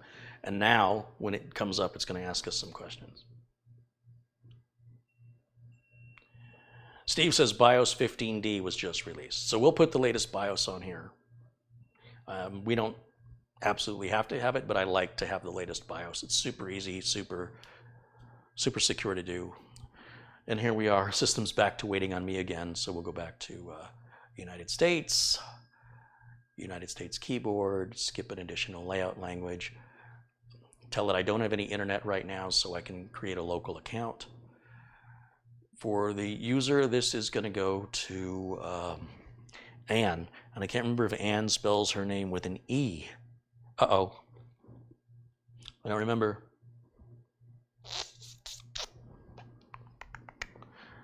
And I'm going to guess it's A-N-N-E. There's nothing worse than a customer calling you for support saying, you spelled my name wrong, how do I change it? And you're like, well, it's actually not that big of a deal. You go in the control panel, change it, but it's such a stupid thing. I'm going to guess it's got an E on it and then deal with it. And then on these, I always say no on everything but the location settings so that it'll set the time and date for us automatically based on our IP address. That's just a personal choice. All this can be changed by the customer. Say no on that. We're going to say no on that. And that's pretty much it. At this point now, it finalizes the Windows 10 install, and it'll bring the desktop up here in a minute. We're done. Now, once that's done, we can hook it up to the internet. We can download Windows updates. I can tell you right now, this Scythe Mugen 5 is going to run this 9700K nice and cool. And we can run it all day long. It's never going to overheat. Never going to break 85C. I've done this a number of times with this configuration. It's solid. It's whisper quiet. It's super reliable. This is what most people want. This is the most common computer configuration my customers are asking me to build for them. If you're looking for a first-time build that's going to be something strong, in other words, it's not a bottom-of-the-barrel budget build. Don't waste your money. Spend like $200 more, you get this. This is so much better. It'll last longer. It's easier to put together. You have all the options of RAM and storage without worrying about compatibility issues. No changes have to be made in the BIOS. Leave it all to default. It's going to give you a lot of confidence. You're going to say, wow, Carrie was absolutely right. This was super easy. This is the quietest computer I've ever used. This is the fastest computer I ever used. And I built it with my own two hands, and it was affordable and it was easy. And years and years and years from now, you'll still say, wow, I still can't believe how fast this thing is. You know how I know that? Because I have customers that tell me that, I won't say every day, but it's often. And they love this configuration. I love this configuration because I don't get any calls to fix them, right? Hey, I'm a terrible businessman. I should be selling stuff that breaks all the time. Of course, it doesn't help my reputation, but for customers that keep calling me, can make more money. Built-in obsolescence, not this. This is going to last easily 8 to 10 years, just the way it is with no changes, unless you outgrow your storage. Like if you're into digital photography, you're collecting big files. Most of my customers don't use more than 300, let me rephrase. Most of my customers don't use more than 100 gigs of storage. They are at usually 60 to 80 gigs on average. They have terabyte hard drives. They're have the machine 3-4 years, and they're only using maybe 20% of their drive at most. That's representative of the majority of computer users that I work with. There are a few exceptions, but they are exceptions. If that were to be the case and you were to run out of storage, you have that other M.2 slot. You have 4 3.5-inch drive slots for big mechanical storage. You have 4 2.5-inch drive slots. You can use all 8 of them if you want, though the motherboard will only support 6 of them. That being said, the case is more expandable than the board is, but this is a $100 motherboard. If you want to go over the top, you want to buy a $200 motherboard, you want to buy a $400 motherboard, the case will still hold it. You don't have to. So adjust your expectations accordingly. This is a fast machine. Now, again, we need to get some Windows updates on here. All of the benchmarks and all of the tests are all going to be the same because I've done this configuration numerous times in the past. Nothing's changed. There's no reason for me to go through it all again. Mark my words. Don't mark my words. You don't believe me. Go back and look at some of the other videos. There's another long haul build like this. There's another 8-year build, all using the same configuration. Nothing has changed. It's all the same. Same specs, same performance. The prices have come down a little bit. I will soon get back to Threadripper. I want to thank Anthony Remus over at Remus Computer Solutions one more time for parting with his Threadripper 3960X for our toy builder. We're building a toy. And then, of course, to my customers who want tools, I appreciate their business, and I want to make sure they get the best bang for the buck. I want to ensure they're going to be happy with their purchase, that they realize they've made a good, solid investment, that this is something that isn't likely going to need a repair. It's not something you're likely ever going to see back here anytime soon, certainly not within the next 3 or 4 years. Now, I do show, I think I've shown every repair. I've shown about 90% of the repairs I do on camera. Some repairs I have to do on site, and some repairs have some business stuff I can't show you. But if any of these come back, I'll be glad to share the experience because I'll be just as surprised and curious as you would be. So far, none have ever come back for a repair, and I expect it to stay that way. Any final questions? Sharon says the URL for the RAM is wrong in the parts list. Yeah, Sharon, I don't know where you were an hour ago, but we discussed that. I thank you for bringing it to my attention. It's been brought to my attention. I've already addressed it. I cannot fix it right now, but after the stream, I will fix it. And I appreciate you letting me know. But we've already had the discussion earlier. Any other questions if anybody has for me right now? If you have some concerns, this is the time. I'll take the time right now to answer. I'm going to go ahead and turn this off right now. Boom, it's already off. That's crazy fast. Crazy fast. Look, we want to see how fast it boots? Let's do it one more time. It's powered up.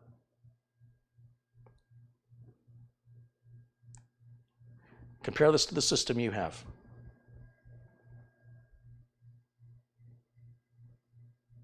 There it is. How does that compare to what you have?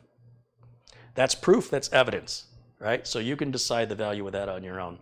If I want to power it off, I can use the mouse to go to the start button, or I can just tap the power button. It's the same thing. It cycles down, it's off. It's fast.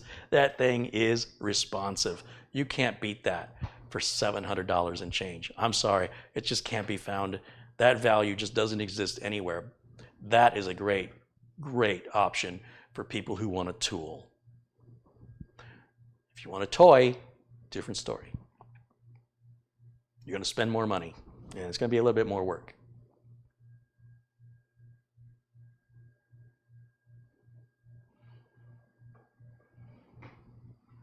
Is XMP enabled?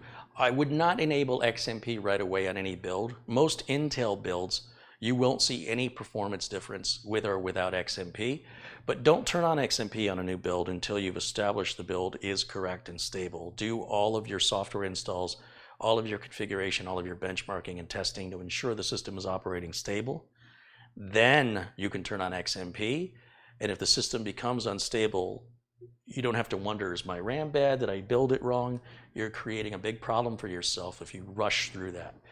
Again, most people will not notice. Most people, I've never experienced a person in real life see a difference of XMP on or off on an Intel system. On an AMD system, different story. On an Intel system, they can't tell the difference. Nobody has ever been able to tell the difference. I have enabled and disabled at my clients' locations, and then I asked the client, a week or two after I did it, if they noticed any change. Never, never. So XMP is an option if you want to enable it. You certainly can. You're not likely to notice any difference other than in benchmarking software on Intel systems. Gary, what do you think Intel CPUs won't support PCIe 4.0? Oh, I don't know. I don't care. Intel will do what Intel has to do to stay in business. So these are problems that sort themselves out rather quickly. I don't know anybody using PCI 4.0. Those typically are enthusiasts. I've had no customers ask about it. They don't know what it is. Nor have I seen anybody notice a difference between a 3000 megabit per second NVMe drive and a 550 megabit per second SATA drive. They just go, Windows boots fast, everything loads fast. That's all they know. If it boots milliseconds faster, not too many people I know are going to be spending the kind of money for those high-end graphics cards. It's more of an enthusiast thing that, coming out of the gate. It'll be a good year or so before that sort of becomes mainstream. I don't think Intel's got anything to worry about today. I think they've got plenty of time to address that, and there's no cause for concern.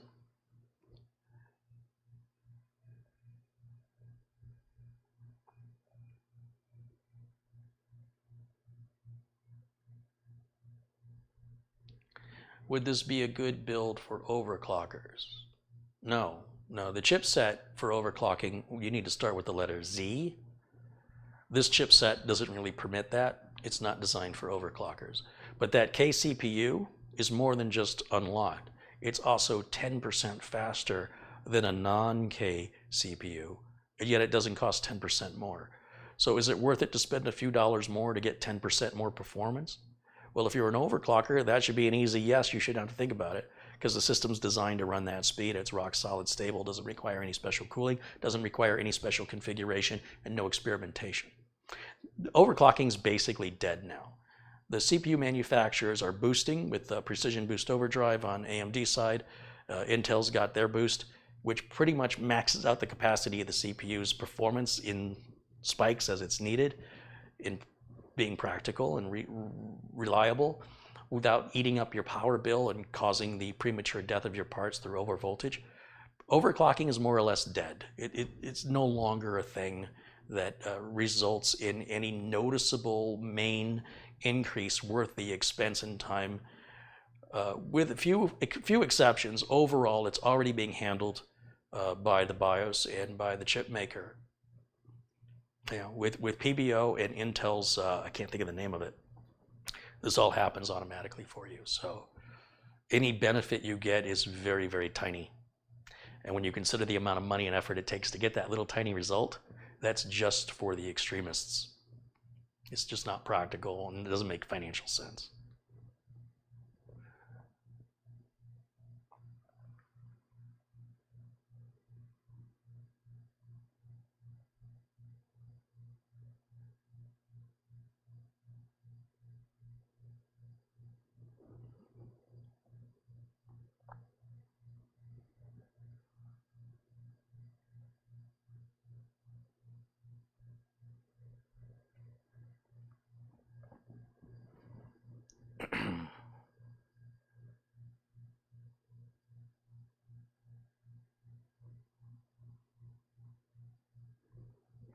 Joe R says, Kerry, thank you. I love your build stream. Hey, thank you, Joe. Let's turn you blue in here. I like you.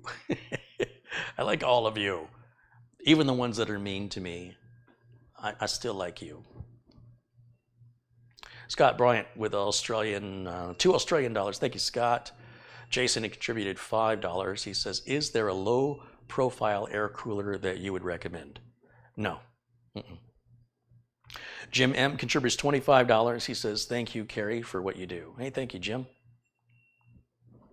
Rock and Rob contributes $2. He's like, wow, that OS install was super fast, right? That's what I'm trying to tell you. Look. Security Van Man contributes $4.99. He says, I gave up soda so you can have my soda money for your Coca-Cola. Well, that's kind of you. Thank you. Rock and Rob again with a $2 contribution. Jeff Baker contributed $5. He says, thanks for touching on the subject. I used to be in that 3% of people who cared about that little tiny tech minutia just for fun because I like to tinker. But you speak the truth. It's absolutely not needed. So yeah, I'm surprised you've come back from that. Most people who go down that road, you never see them. You never see them come back. It's like a disease, and once it strikes you, you can't let it go. It's terrible. It's absolutely terrible, in my opinion, to watch people chasing. They'll never be happy. They're always chasing that one more megahertz, or that one hertz, honestly. And it's a point of ridiculousness. When we used to get significant performance gains on overclocking, it was worth the investment of both time and money to get it there. We're talking 50% or more gains in performance.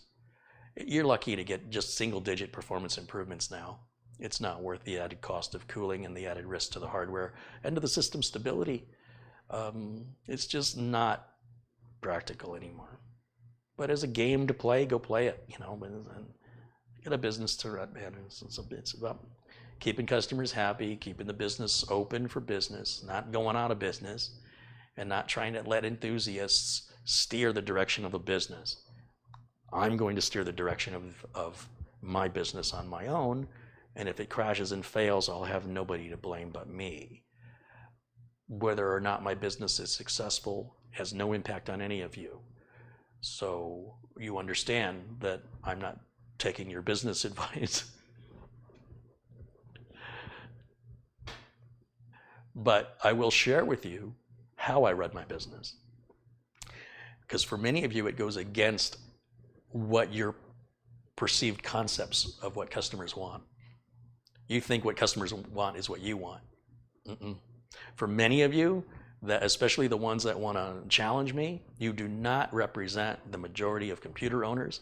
And if you want to run a business that only aligns to people that are demanding like you are going to be so remorseful. You're like, oh, my customers are a pain in the butt. Yeah. I don't want to do this anymore. It's not fun anymore. Yeah. I can't make any money. Yeah. You're getting there. Demelin77 contributes $5. John Jack Wilson with a $25 contribution says, you the man, my friend. Hey, Jack, thank you so much, as always, for your kindness and your generosity. Alex wants to know if I would leave a Dell all-in-one computer on or turn it off. I don't think it matters if it's Dell. Would I leave an all-in-one computer on? No, absolutely not, because it doesn't have the cooling that a desktop has. I wouldn't leave a laptop on, and I wouldn't leave a tablet on. Oh, a tablet's probably okay though, but I wouldn't leave an all-in-one on. No. They're more expensive to service. Like if a fan goes out because it's been running all the time, let's say this fan or that fan, it's easy to change. On an all-in-one, it's a proprietary fan you'll have to find and locate and purchase, and then you'll have to potentially crack it apart with a spudgered tool. You could break it. I wouldn't, no. Mm-mm. Only desktops I leave on. Yeah.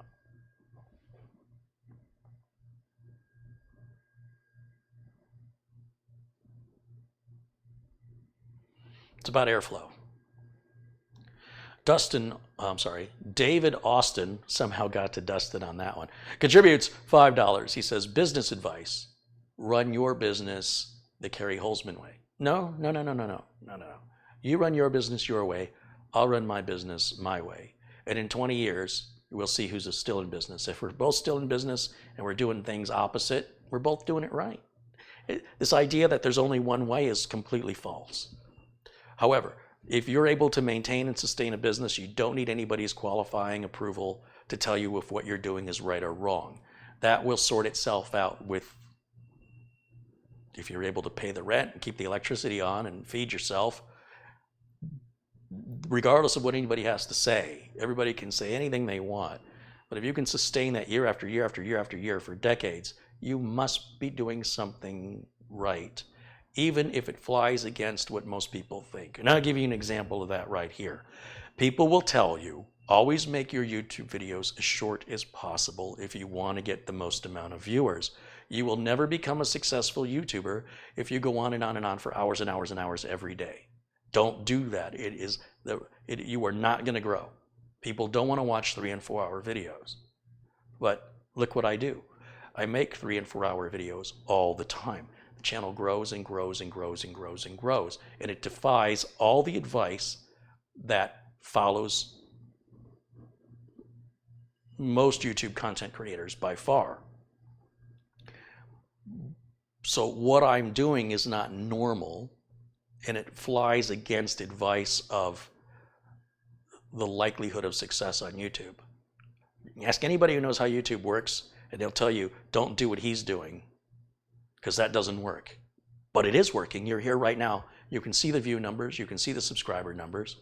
The very fact that you're here right now is all the evidence you need to disprove that. So there's a certain amount of you that equates to your business. I used to have my very first technician job. The manager used to say to the customer's shopping, customer's like, this computer versus the competitors, right? This is 1991, 1992. And I would, for whatever reason, I'd come out of my little cave, my technical cave where I was doing work, and I'd go out to the retail showroom. And the boss was there talking to the customer, and he's trying to make a sale. And he goes, let me tell you the difference between buying one of our machines versus buying anybody else's. We have this guy. His name is Kerry Holzman. He is one of the best technicians in the state. And you get his services, if they're needed, with our builds only through us. You will not get him if you buy anything else if you buy from anybody else. And that was a sales pitch, right? They were like, oh, he's one of the best. He's one of the best. And he's ours. And he can be yours too if you buy one of our systems. And I never felt better. I was like, that's the nicest thing he ever said. Man, I was walking on clouds. End of the day, they're locking the doors. The boss is talking to another salesman, and I come out of my hole, and there they are, they're vacuuming or cleaning up, and he says, I had a customer earlier today, and I told him, Kerry's one of the best techs, and if they buy the system, they're going to get one of the best techs in the state. And I'm a little worried that Kerry believed me, because his head's a little bigger today than it was earlier. Shattered me. Wait a minute, you didn't mean that? You couldn't just let me have that. No. Nope. Just wanted to sell a computer. Just trying to sell a computer, and you walked in. Oh, God. I thought he was serious. I thought he meant it. He's a good salesman. He was mean. James Prezi with $5 says, when you click on the RAM link in the description, it takes you to the CPU cooler. Okay, for the 8th time, thank you. I appreciate you telling me. I will fix it. Anybody else want to tell me? Anybody? Any problems with the links in the video notes? Anybody that I should know?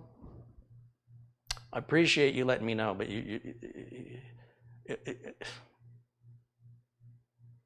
any new questions? Any questions I haven't already answered?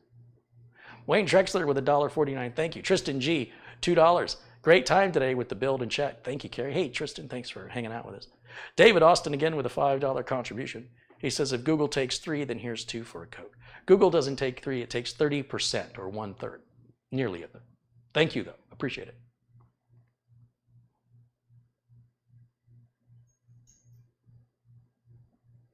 Bill Chandler says, Carrie, I'm sorry I missed the likely update about the Cougar cabinet. No, there's been no update on it yet. I'll get back to it. That's my toy, so, it's not a pressing issue. Jason says, oh, and apparently the link for the RAM is wrong. Thanks, Jason.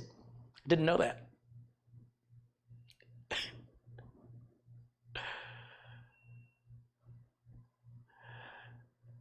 Carrie, did he sell the computer using you as bait? Effectively, yeah, that's what he did. Yeah. I believed him. I thought, wow, that's really, really super nice. Nicest compliment I've ever received from my boss of all people. He's really impressed with my technical ability. Wow, he's telling a stranger about me. Wow. Then at the end of the day, he's like, he actually believed it. I can tell because his head's getting too big to fit through the door. Pop. Yeah. That was a short-lived win, huh? For a couple of hours, I was having a really good day. Jamie M with a £2 contribution. He says, your link isn't... I'm just joking. That's a great stream. Thanks, Jamie. I appreciate the thoughtfulness, but sometimes people don't realize that they're just repeating what other people said before them. And it's not their fault. They mean well, but it's just... I'm hearing all of it. What are you going to do with the toy behind me? That's a very good question. I don't know. I don't know what I'm going to do with it. I'm thinking I'm going to swap that 10700 out for a 10850. I just got one, or just ordered one. I don't have it yet. Not that it's going to make a much difference. I want the best for Conquer 2 over here. Got to get the water cooler installed, and get the cable management all set up. And it's going to be beautiful. It's going to run fast. It's going to be quiet. It's going to look amazing to some people. But I have no idea what to do with it after that. I'll figure something out. I don't know. I honestly have no need for it whatsoever. I just did it to make a video. Once that process is complete, the problem is I really like it a lot. I didn't think I would. So I'll find a purpose. I'll put it to work. Should be interesting to see what I come up with. Go Shadow with $2. He says, I miss seeing the case with bag of chips. I've eaten all those chips. It's now an empty case. Thank you for the contribution.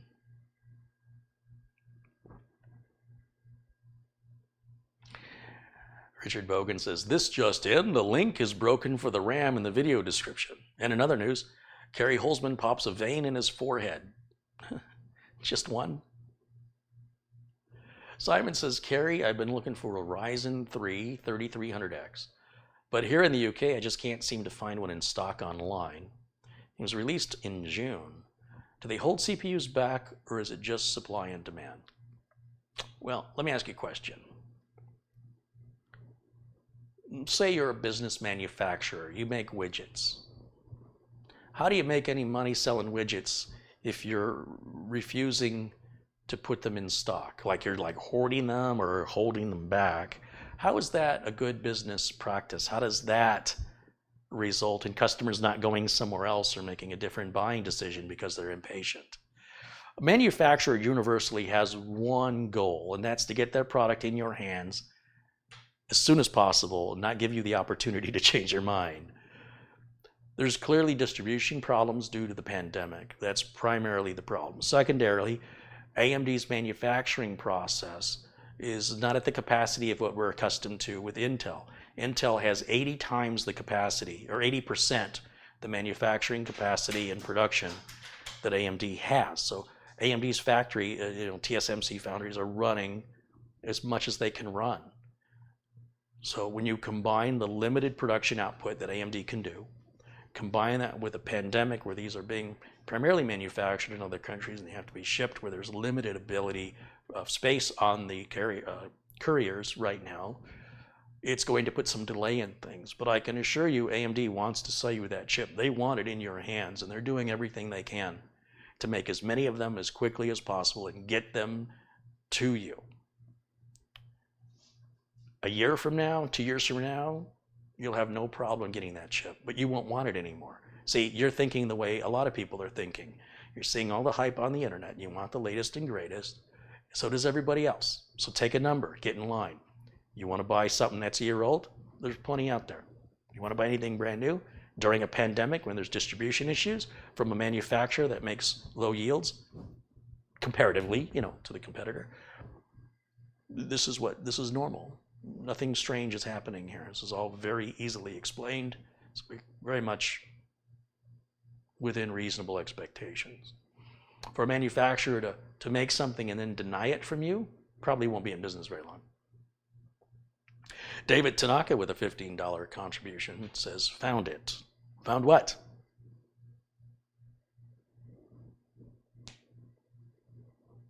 Thank you, David. Even though I have no idea what you're talking about. The new version of Acronis got released today. This is true. We'll talk about that in the future. I'm too busy right now to get into that, but there's a great review of the new Acronis True Image on PCWorld.com. You can read all about it. They did a really good review.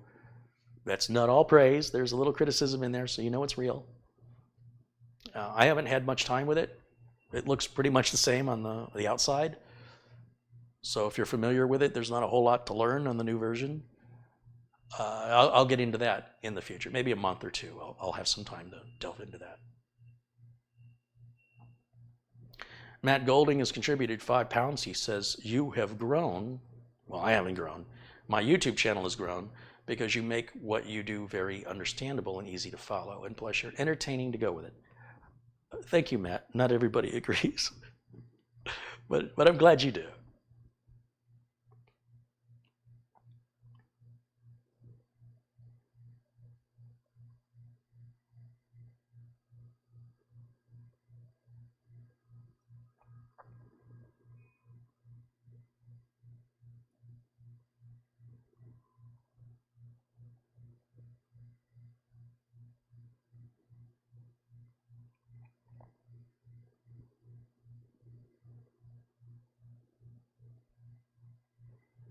There have been instances of companies holding back stock to drive up prices.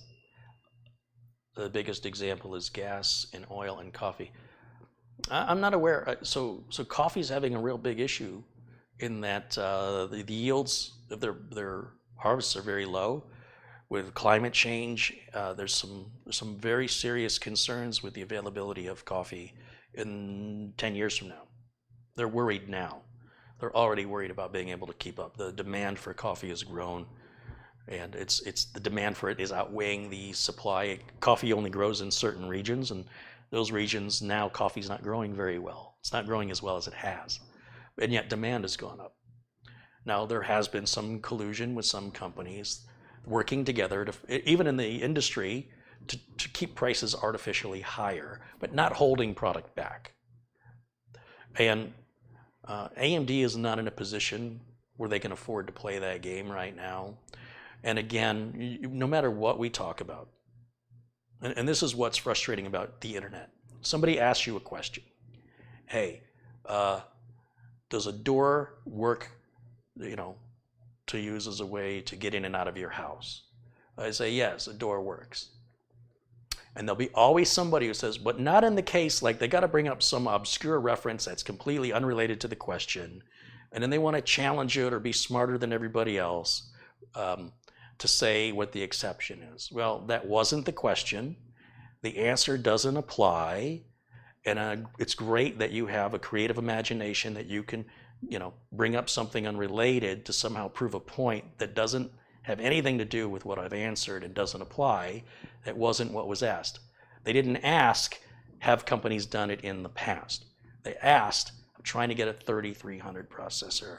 They seem always out of stock. It came out since June. Can we try and maintain our focus and offer answers that are actually helpful? Instead of saying, well, there's an exception in this industry, they did this, and in this industry, they did that. That is not the question. It's just argument for the sake of argument, and there's no end to that. Because I could come back and give you examples exactly opposite in other industries, and now we're talking about something entirely different, and the poor person who asked the question is like, what happened just now? What has this got to do with me getting a 3300 processor? Let's try and keep our focus.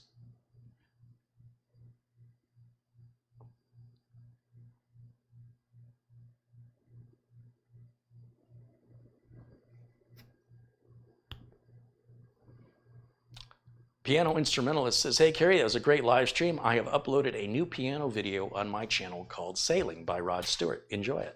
And there's a link. Absolutely. Check that out, guys.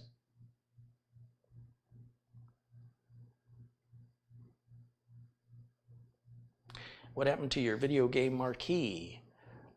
I've got two of them. One's at the other studio. The other one's back in my office. The one that I had made, my friend made it so big and heavy. It's too much. I didn't want it to be that big. And we did it, he lives in another state. I had to describe to him what I wanted. He did a great job, but it was way overkill. And he said, hey, if you come out and visit, bring it with you and I'll cut it in half, make it thinner. And I just haven't had time. So in the meantime, it's big, it's heavy, it takes up a lot of room. The kitchen's crowded, you wouldn't see it anyway. I have another one over at the other studio, but it's behind the camera. Eventually I'll figure out a way to get it in front of the camera, but it's still there, it still works. It's just difficult to drag it in and out.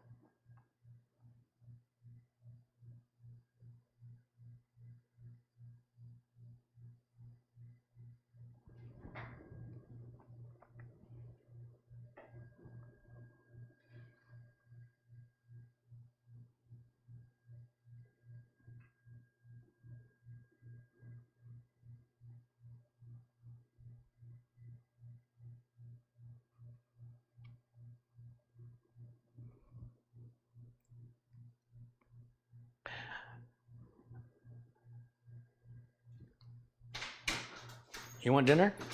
You guys want some dinner? Is it time for dinner? Uh-oh, I think is that a yes?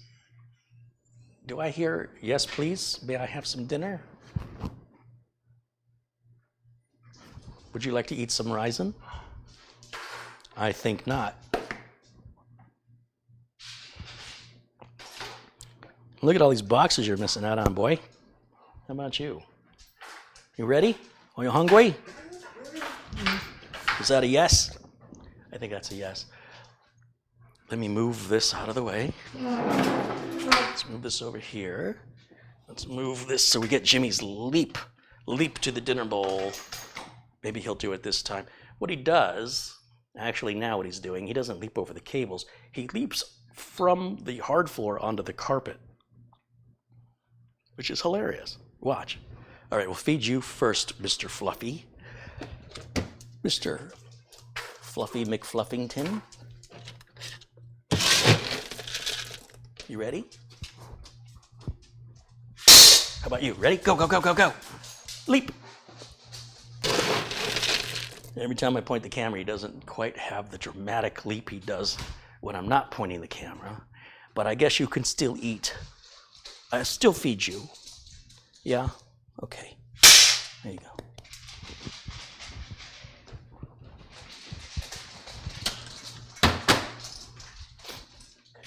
Cracks me up.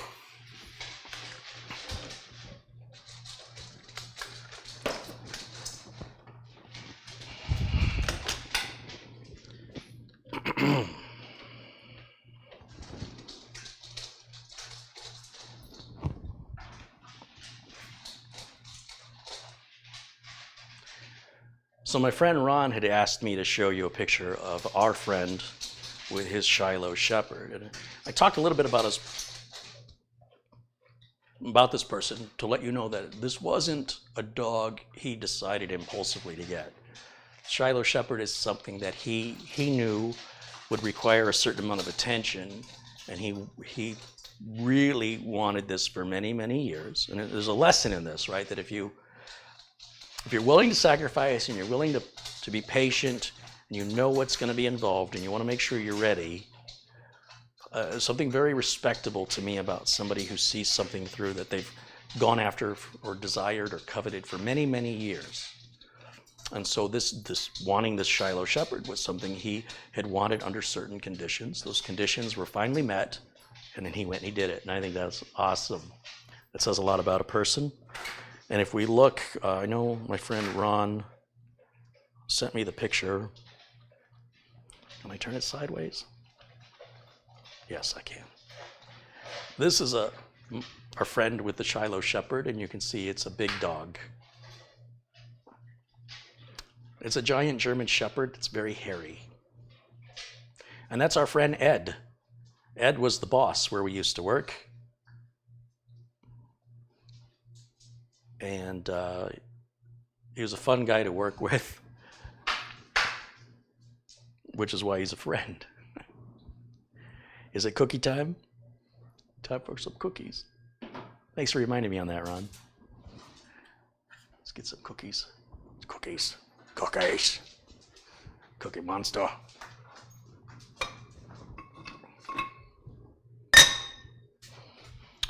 Okay, let's see.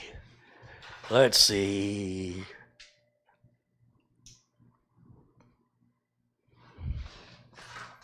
Hey, sit.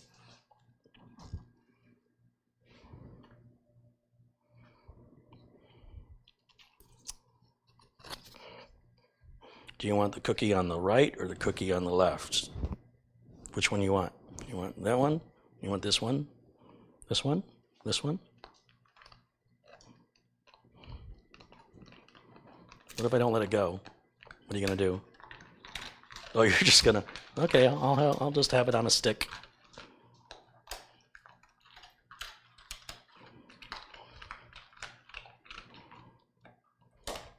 Don't get used to this.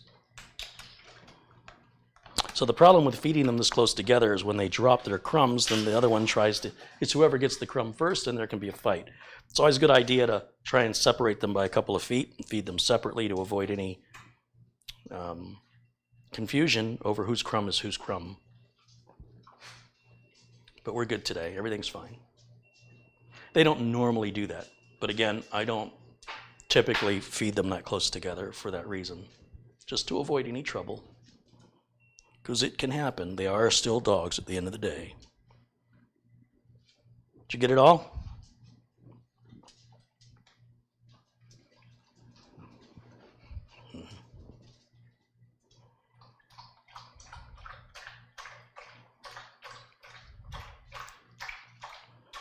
I think I see a crumb over there.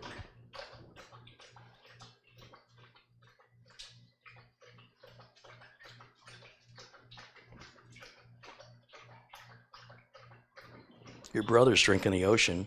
You leave some for the fish.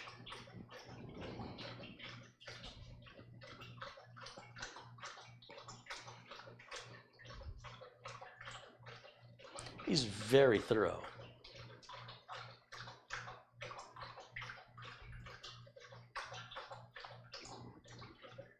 What do you think, buddy?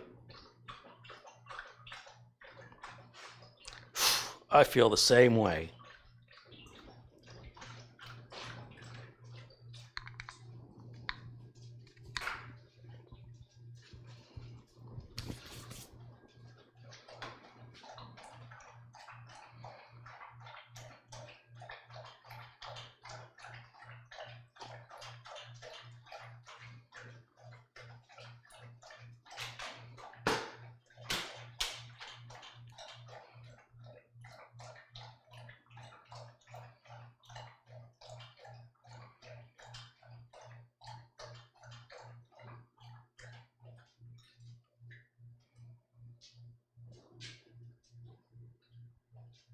We're going to catch a big burp from Lyle today. That seems to be his routine now.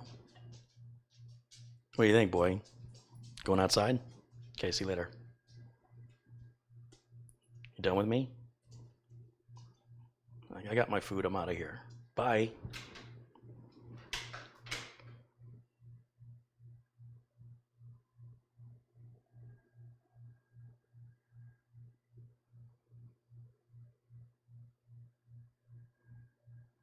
What is the best way to introduce a new dog to an existing dog?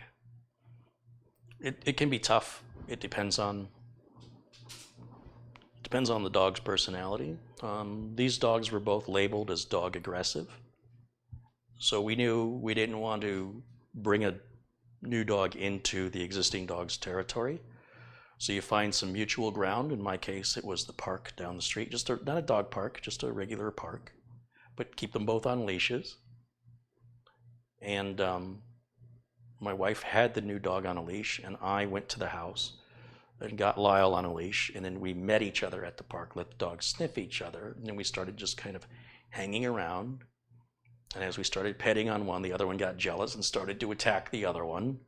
And I jump in the middle. You don't just stand there and scream. You jump in, you get bit, and you take control, and you stop it immediately, and you chastise the dog verbally. Don't need to hit the dog. They understand tone. They understand a growl. When they calm down, you praise them again. Good boys, good boys. Once they've calmed down, then we walk them together. They will walk side by side, and we will take a long walk. It seems that when you walk together, it will form a pack. It'll form a bond. When they're tired out from the walk, especially everything's new to the new dog.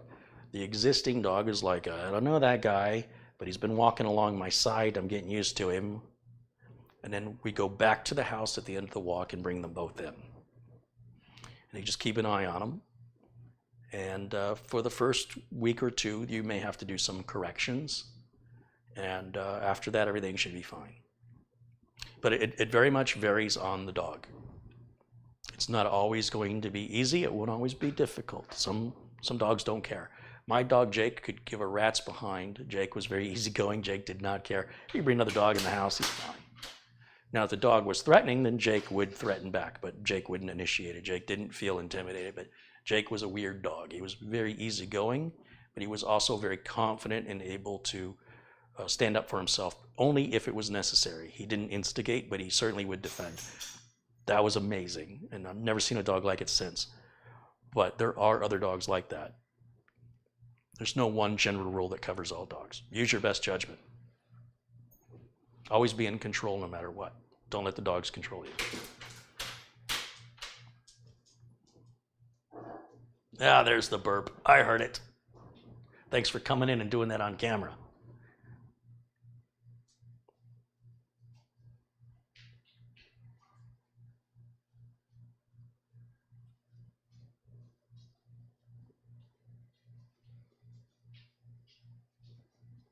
What kind of shoes are you wearing? I like New Balance. I've gone from Nikes and Reeboks and Adidas and Skechers, and I just keep coming back to New Balance. They just fit me better.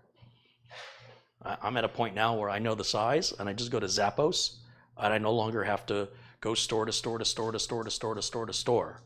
Now I go on Zappos. I just say, show me New Balance, cross-training shoes, or I don't want running shoes. I need a good grip on the bottom. And show this in my size. I have the biggest selection I've ever seen in my life. 365-day return policy at Zappos. I click the buy button, and a few days later, there's a box at my door. If I don't like any of them, I send them back. I'm not going to spend 365 days to decide, And that 365 days assumes you haven't worn them, like if they're all beaten up. Although Zappos did... I had a pair of shoes where the laces broke, and they're very unique laces, and they wouldn't sell me the laces. New Balance said, we don't make the laces. How can you make the shoe and not make the laces? Well, just use any laces. No, I bought the shoe because of the laces. If I can't get the laces, I don't want the shoe. They said, too bad. So I contacted Zappos and I said, look, you guys have these laces. Can you take them off another pair of shoes? He goes, I can, but then I got to send the pair of shoes back as defective to New Balance. So why don't I just send you the shoes with the laces and you can just send me your old shoes and I'll send those back. I said, oh, great. What's that going to cost me? He goes, nothing. I said, but I've worn the shoes. They're like worn in. I've had them for 10 months. He says, fine. Really? Sure. He realizes that's not coming out of his check. What does he care? So you talk about winning a customer for life, something as stupid as laces. How can you make the shoes and you don't make the laces? And how can you suggest that the laces don't matter? That's the whole reason I bought the shoe. They were unique laces that just fit with that shoe. To suggest that that lace wasn't important, and furthermore, the lace broke, which doesn't normally happen to me, so there's something defective about the design of the lace. Let me just buy the lace. The shoes are fine. We don't sell the laces. You've got to be kidding me. Well, that's not how the business works in the shoe industry. Well, whose choice was that? You know, you can't change that. It's beyond your control. Can't do it. Nope. We put a man on the moon, we can send rovers to Mars, but we cannot just sell you a pair of laces. That's beyond our manufacturing capability. What you want is unreasonable and your demands are preposterous. Oh, sorry, I didn't realize I was such a demanding customer. My apologies. I'll go buy a whole another pair of $100 shoes so I can have these $2 laces again. It's great. But Zappos, unlike New Balance, Zappos did above and beyond what they did not have to do, and they voluntarily did it. And the shoes have been, well, I'd say the shoes have been fine ever since, but I don't wear them anymore because I'm afraid of breaking the laces. So they're in a box.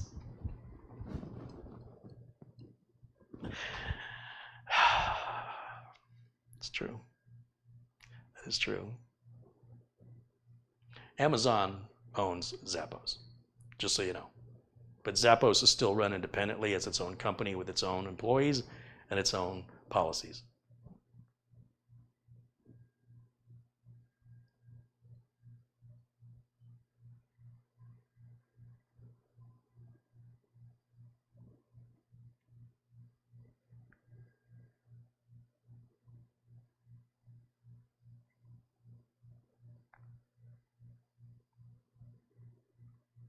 Alan says, I love your new kitchen floor. Thank you, Alan. I love my new kitchen floors here. Gosh, I wish it was something I could have done years ago.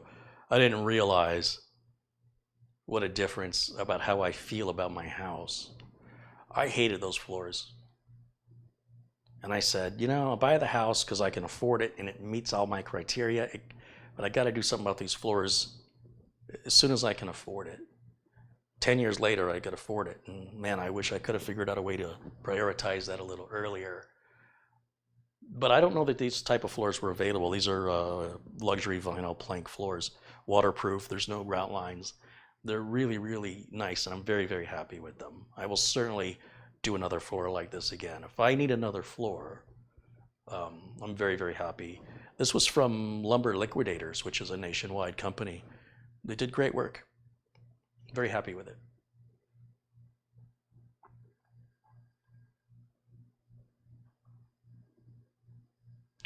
Wayne Trexler with another contribution, $1.49. Thank you, Wayne. I'm not seeing any other questions come in, so I guess we'll go ahead and wrap it up for the evening. The dogs are fed, the computer is built, and I still have a lot of administrative paperwork and things to do. Apparently there's a link somewhere in the video description that's wrong. I guess I'll take care of that. So a shout out once again to the generous folks here in the chat room who've been not only kind, but generous in supporting this channel so I can maintain independence and not have any corporate filter or agenda. So to Wayne Trexler and Matt Golding and David Tanaka and Go Shadow and Jamie M, David Austin and Tristan G, Wayne Trexler again with James Prezi and David Austin, John Jack Wilson and Demelin77, Scott Bryant along with Jason and Jim M, Rockin' Rob Radigan, Security Van Man, Rockin' Rob Radigan again, Jeff Baker, Viable Solutions, XNet PC, The Pack, Dale Maluk, Joseph Jakubiak, reviewing, playing, and more RPM. Michael Dane and Ronaldo Torres, Phil Norbick, DSS2 MTM, Zerloth, Rock and Rob again, Glenn's Music and Tech Canucks, Robert Fontaine and Bryant Burns, Jason and Tech Canucks, Sharon Idle, Ricky B, Paul O'Brien, Joseph Hawkins, Alan Bradburn, Muhammad Ali Danan, Cooter, and our first contribution was from Alan Maybreyer. Thank you guys so much for supporting the platform I have here and encouraging it so that I can continue to make more content more often in a varying degrees of, well, you know, this system is worth tons of money. This chip right here is worth more than this entire whole computer. This one chip costs more. I can almost buy 2 of these for what this costs. So stuff like that just isn't possible unless I sign sponsorship deals and contracts, and you can't really be too harsh on a company that's paying you because they're doing it with the hopes, with a sort of a wink and a nod, you know, we'll scratch your back, you scratch ours.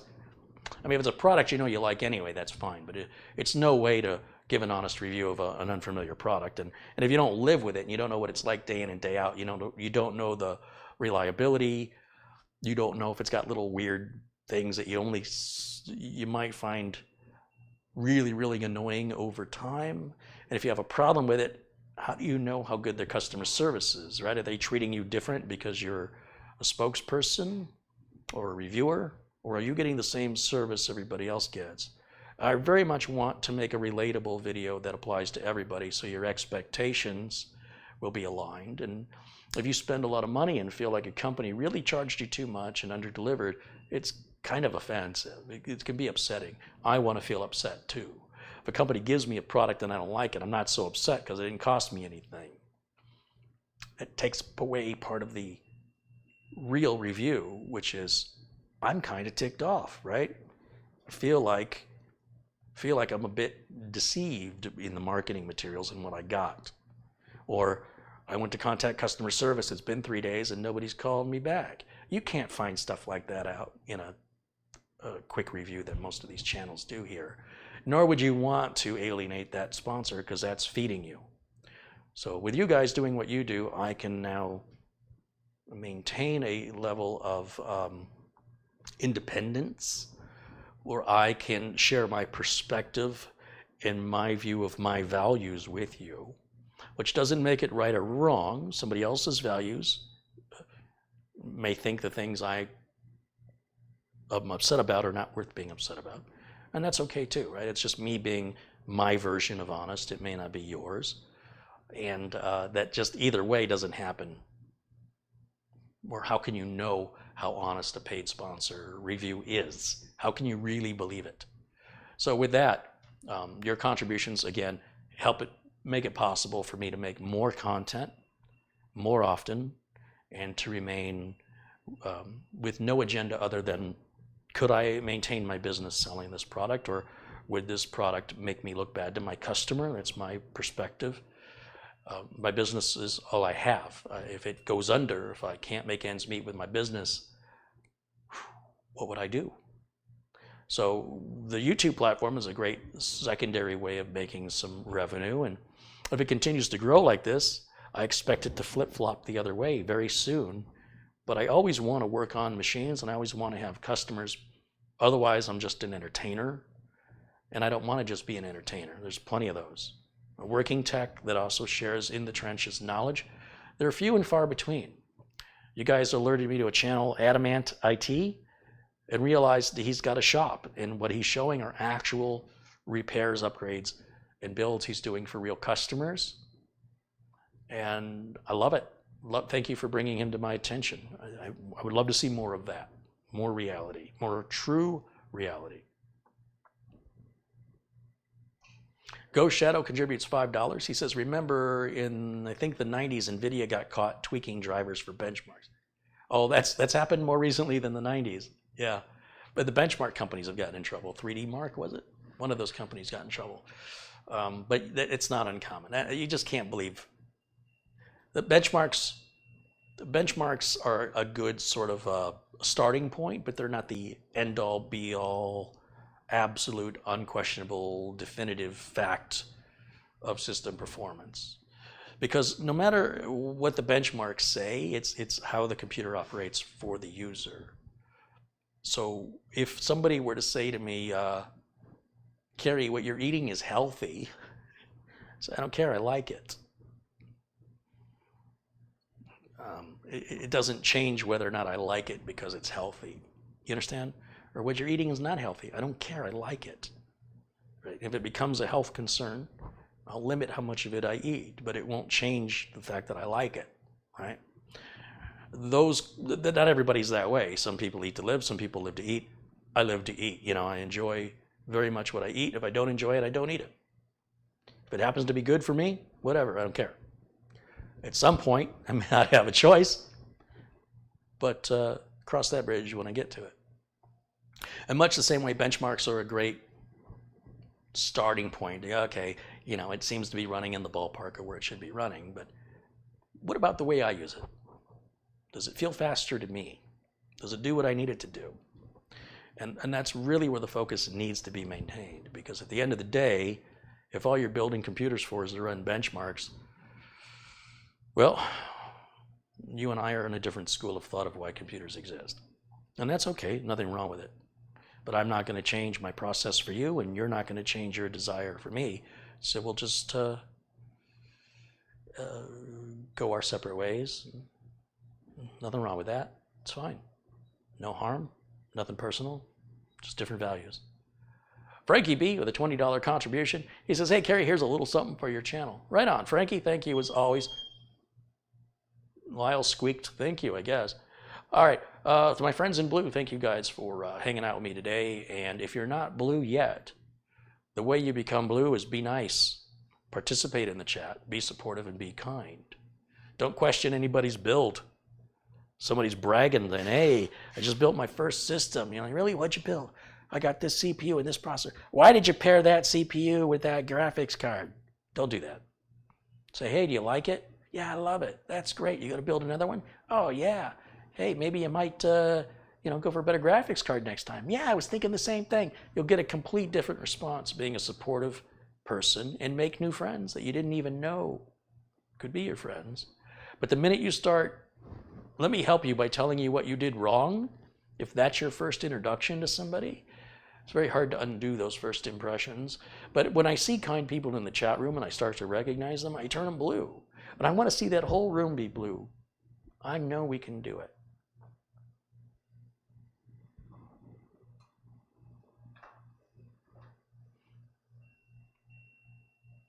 A lot of people forget that they were not born with the knowledge they have. Somebody taught them. So their air of superiority is unnecessary. Give other people the same opportunity you had when you didn't know it. Always remember when you used to not know this stuff, and have empathy and patience for people who used to be like you, and assist them if they so desire to gain the same knowledge you have, and give them an amount of time that they need for them to understand it. Criticizing and challenging people is not educating people, except if you want to educate how much of a jerk strangers can be to each other. The real challenge is in biting your tongue and taking a minute to realize none of us were born knowing any of this. Some people are just now becoming interested in it. Please don't scare them away. And you'll make amazing friends in the process.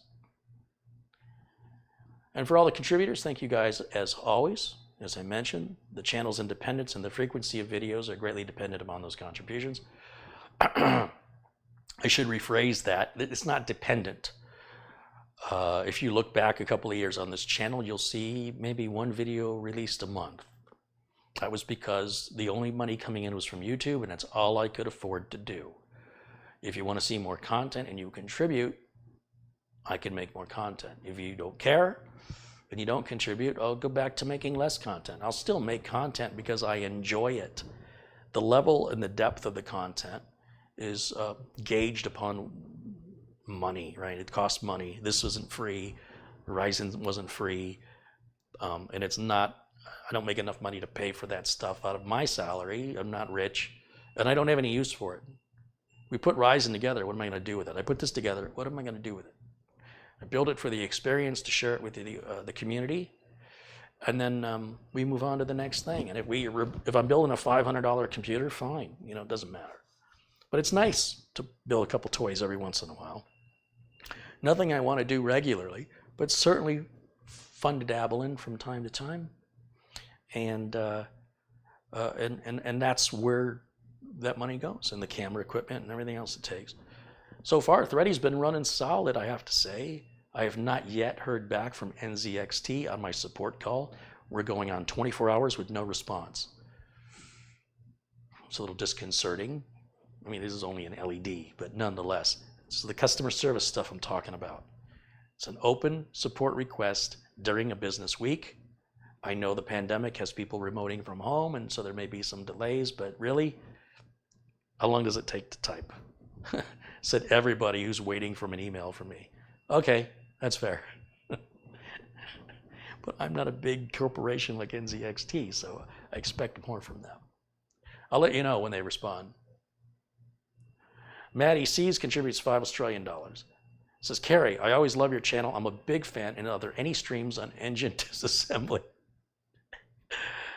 Yeah, we got that covered if it's a Subaru engine, for sure.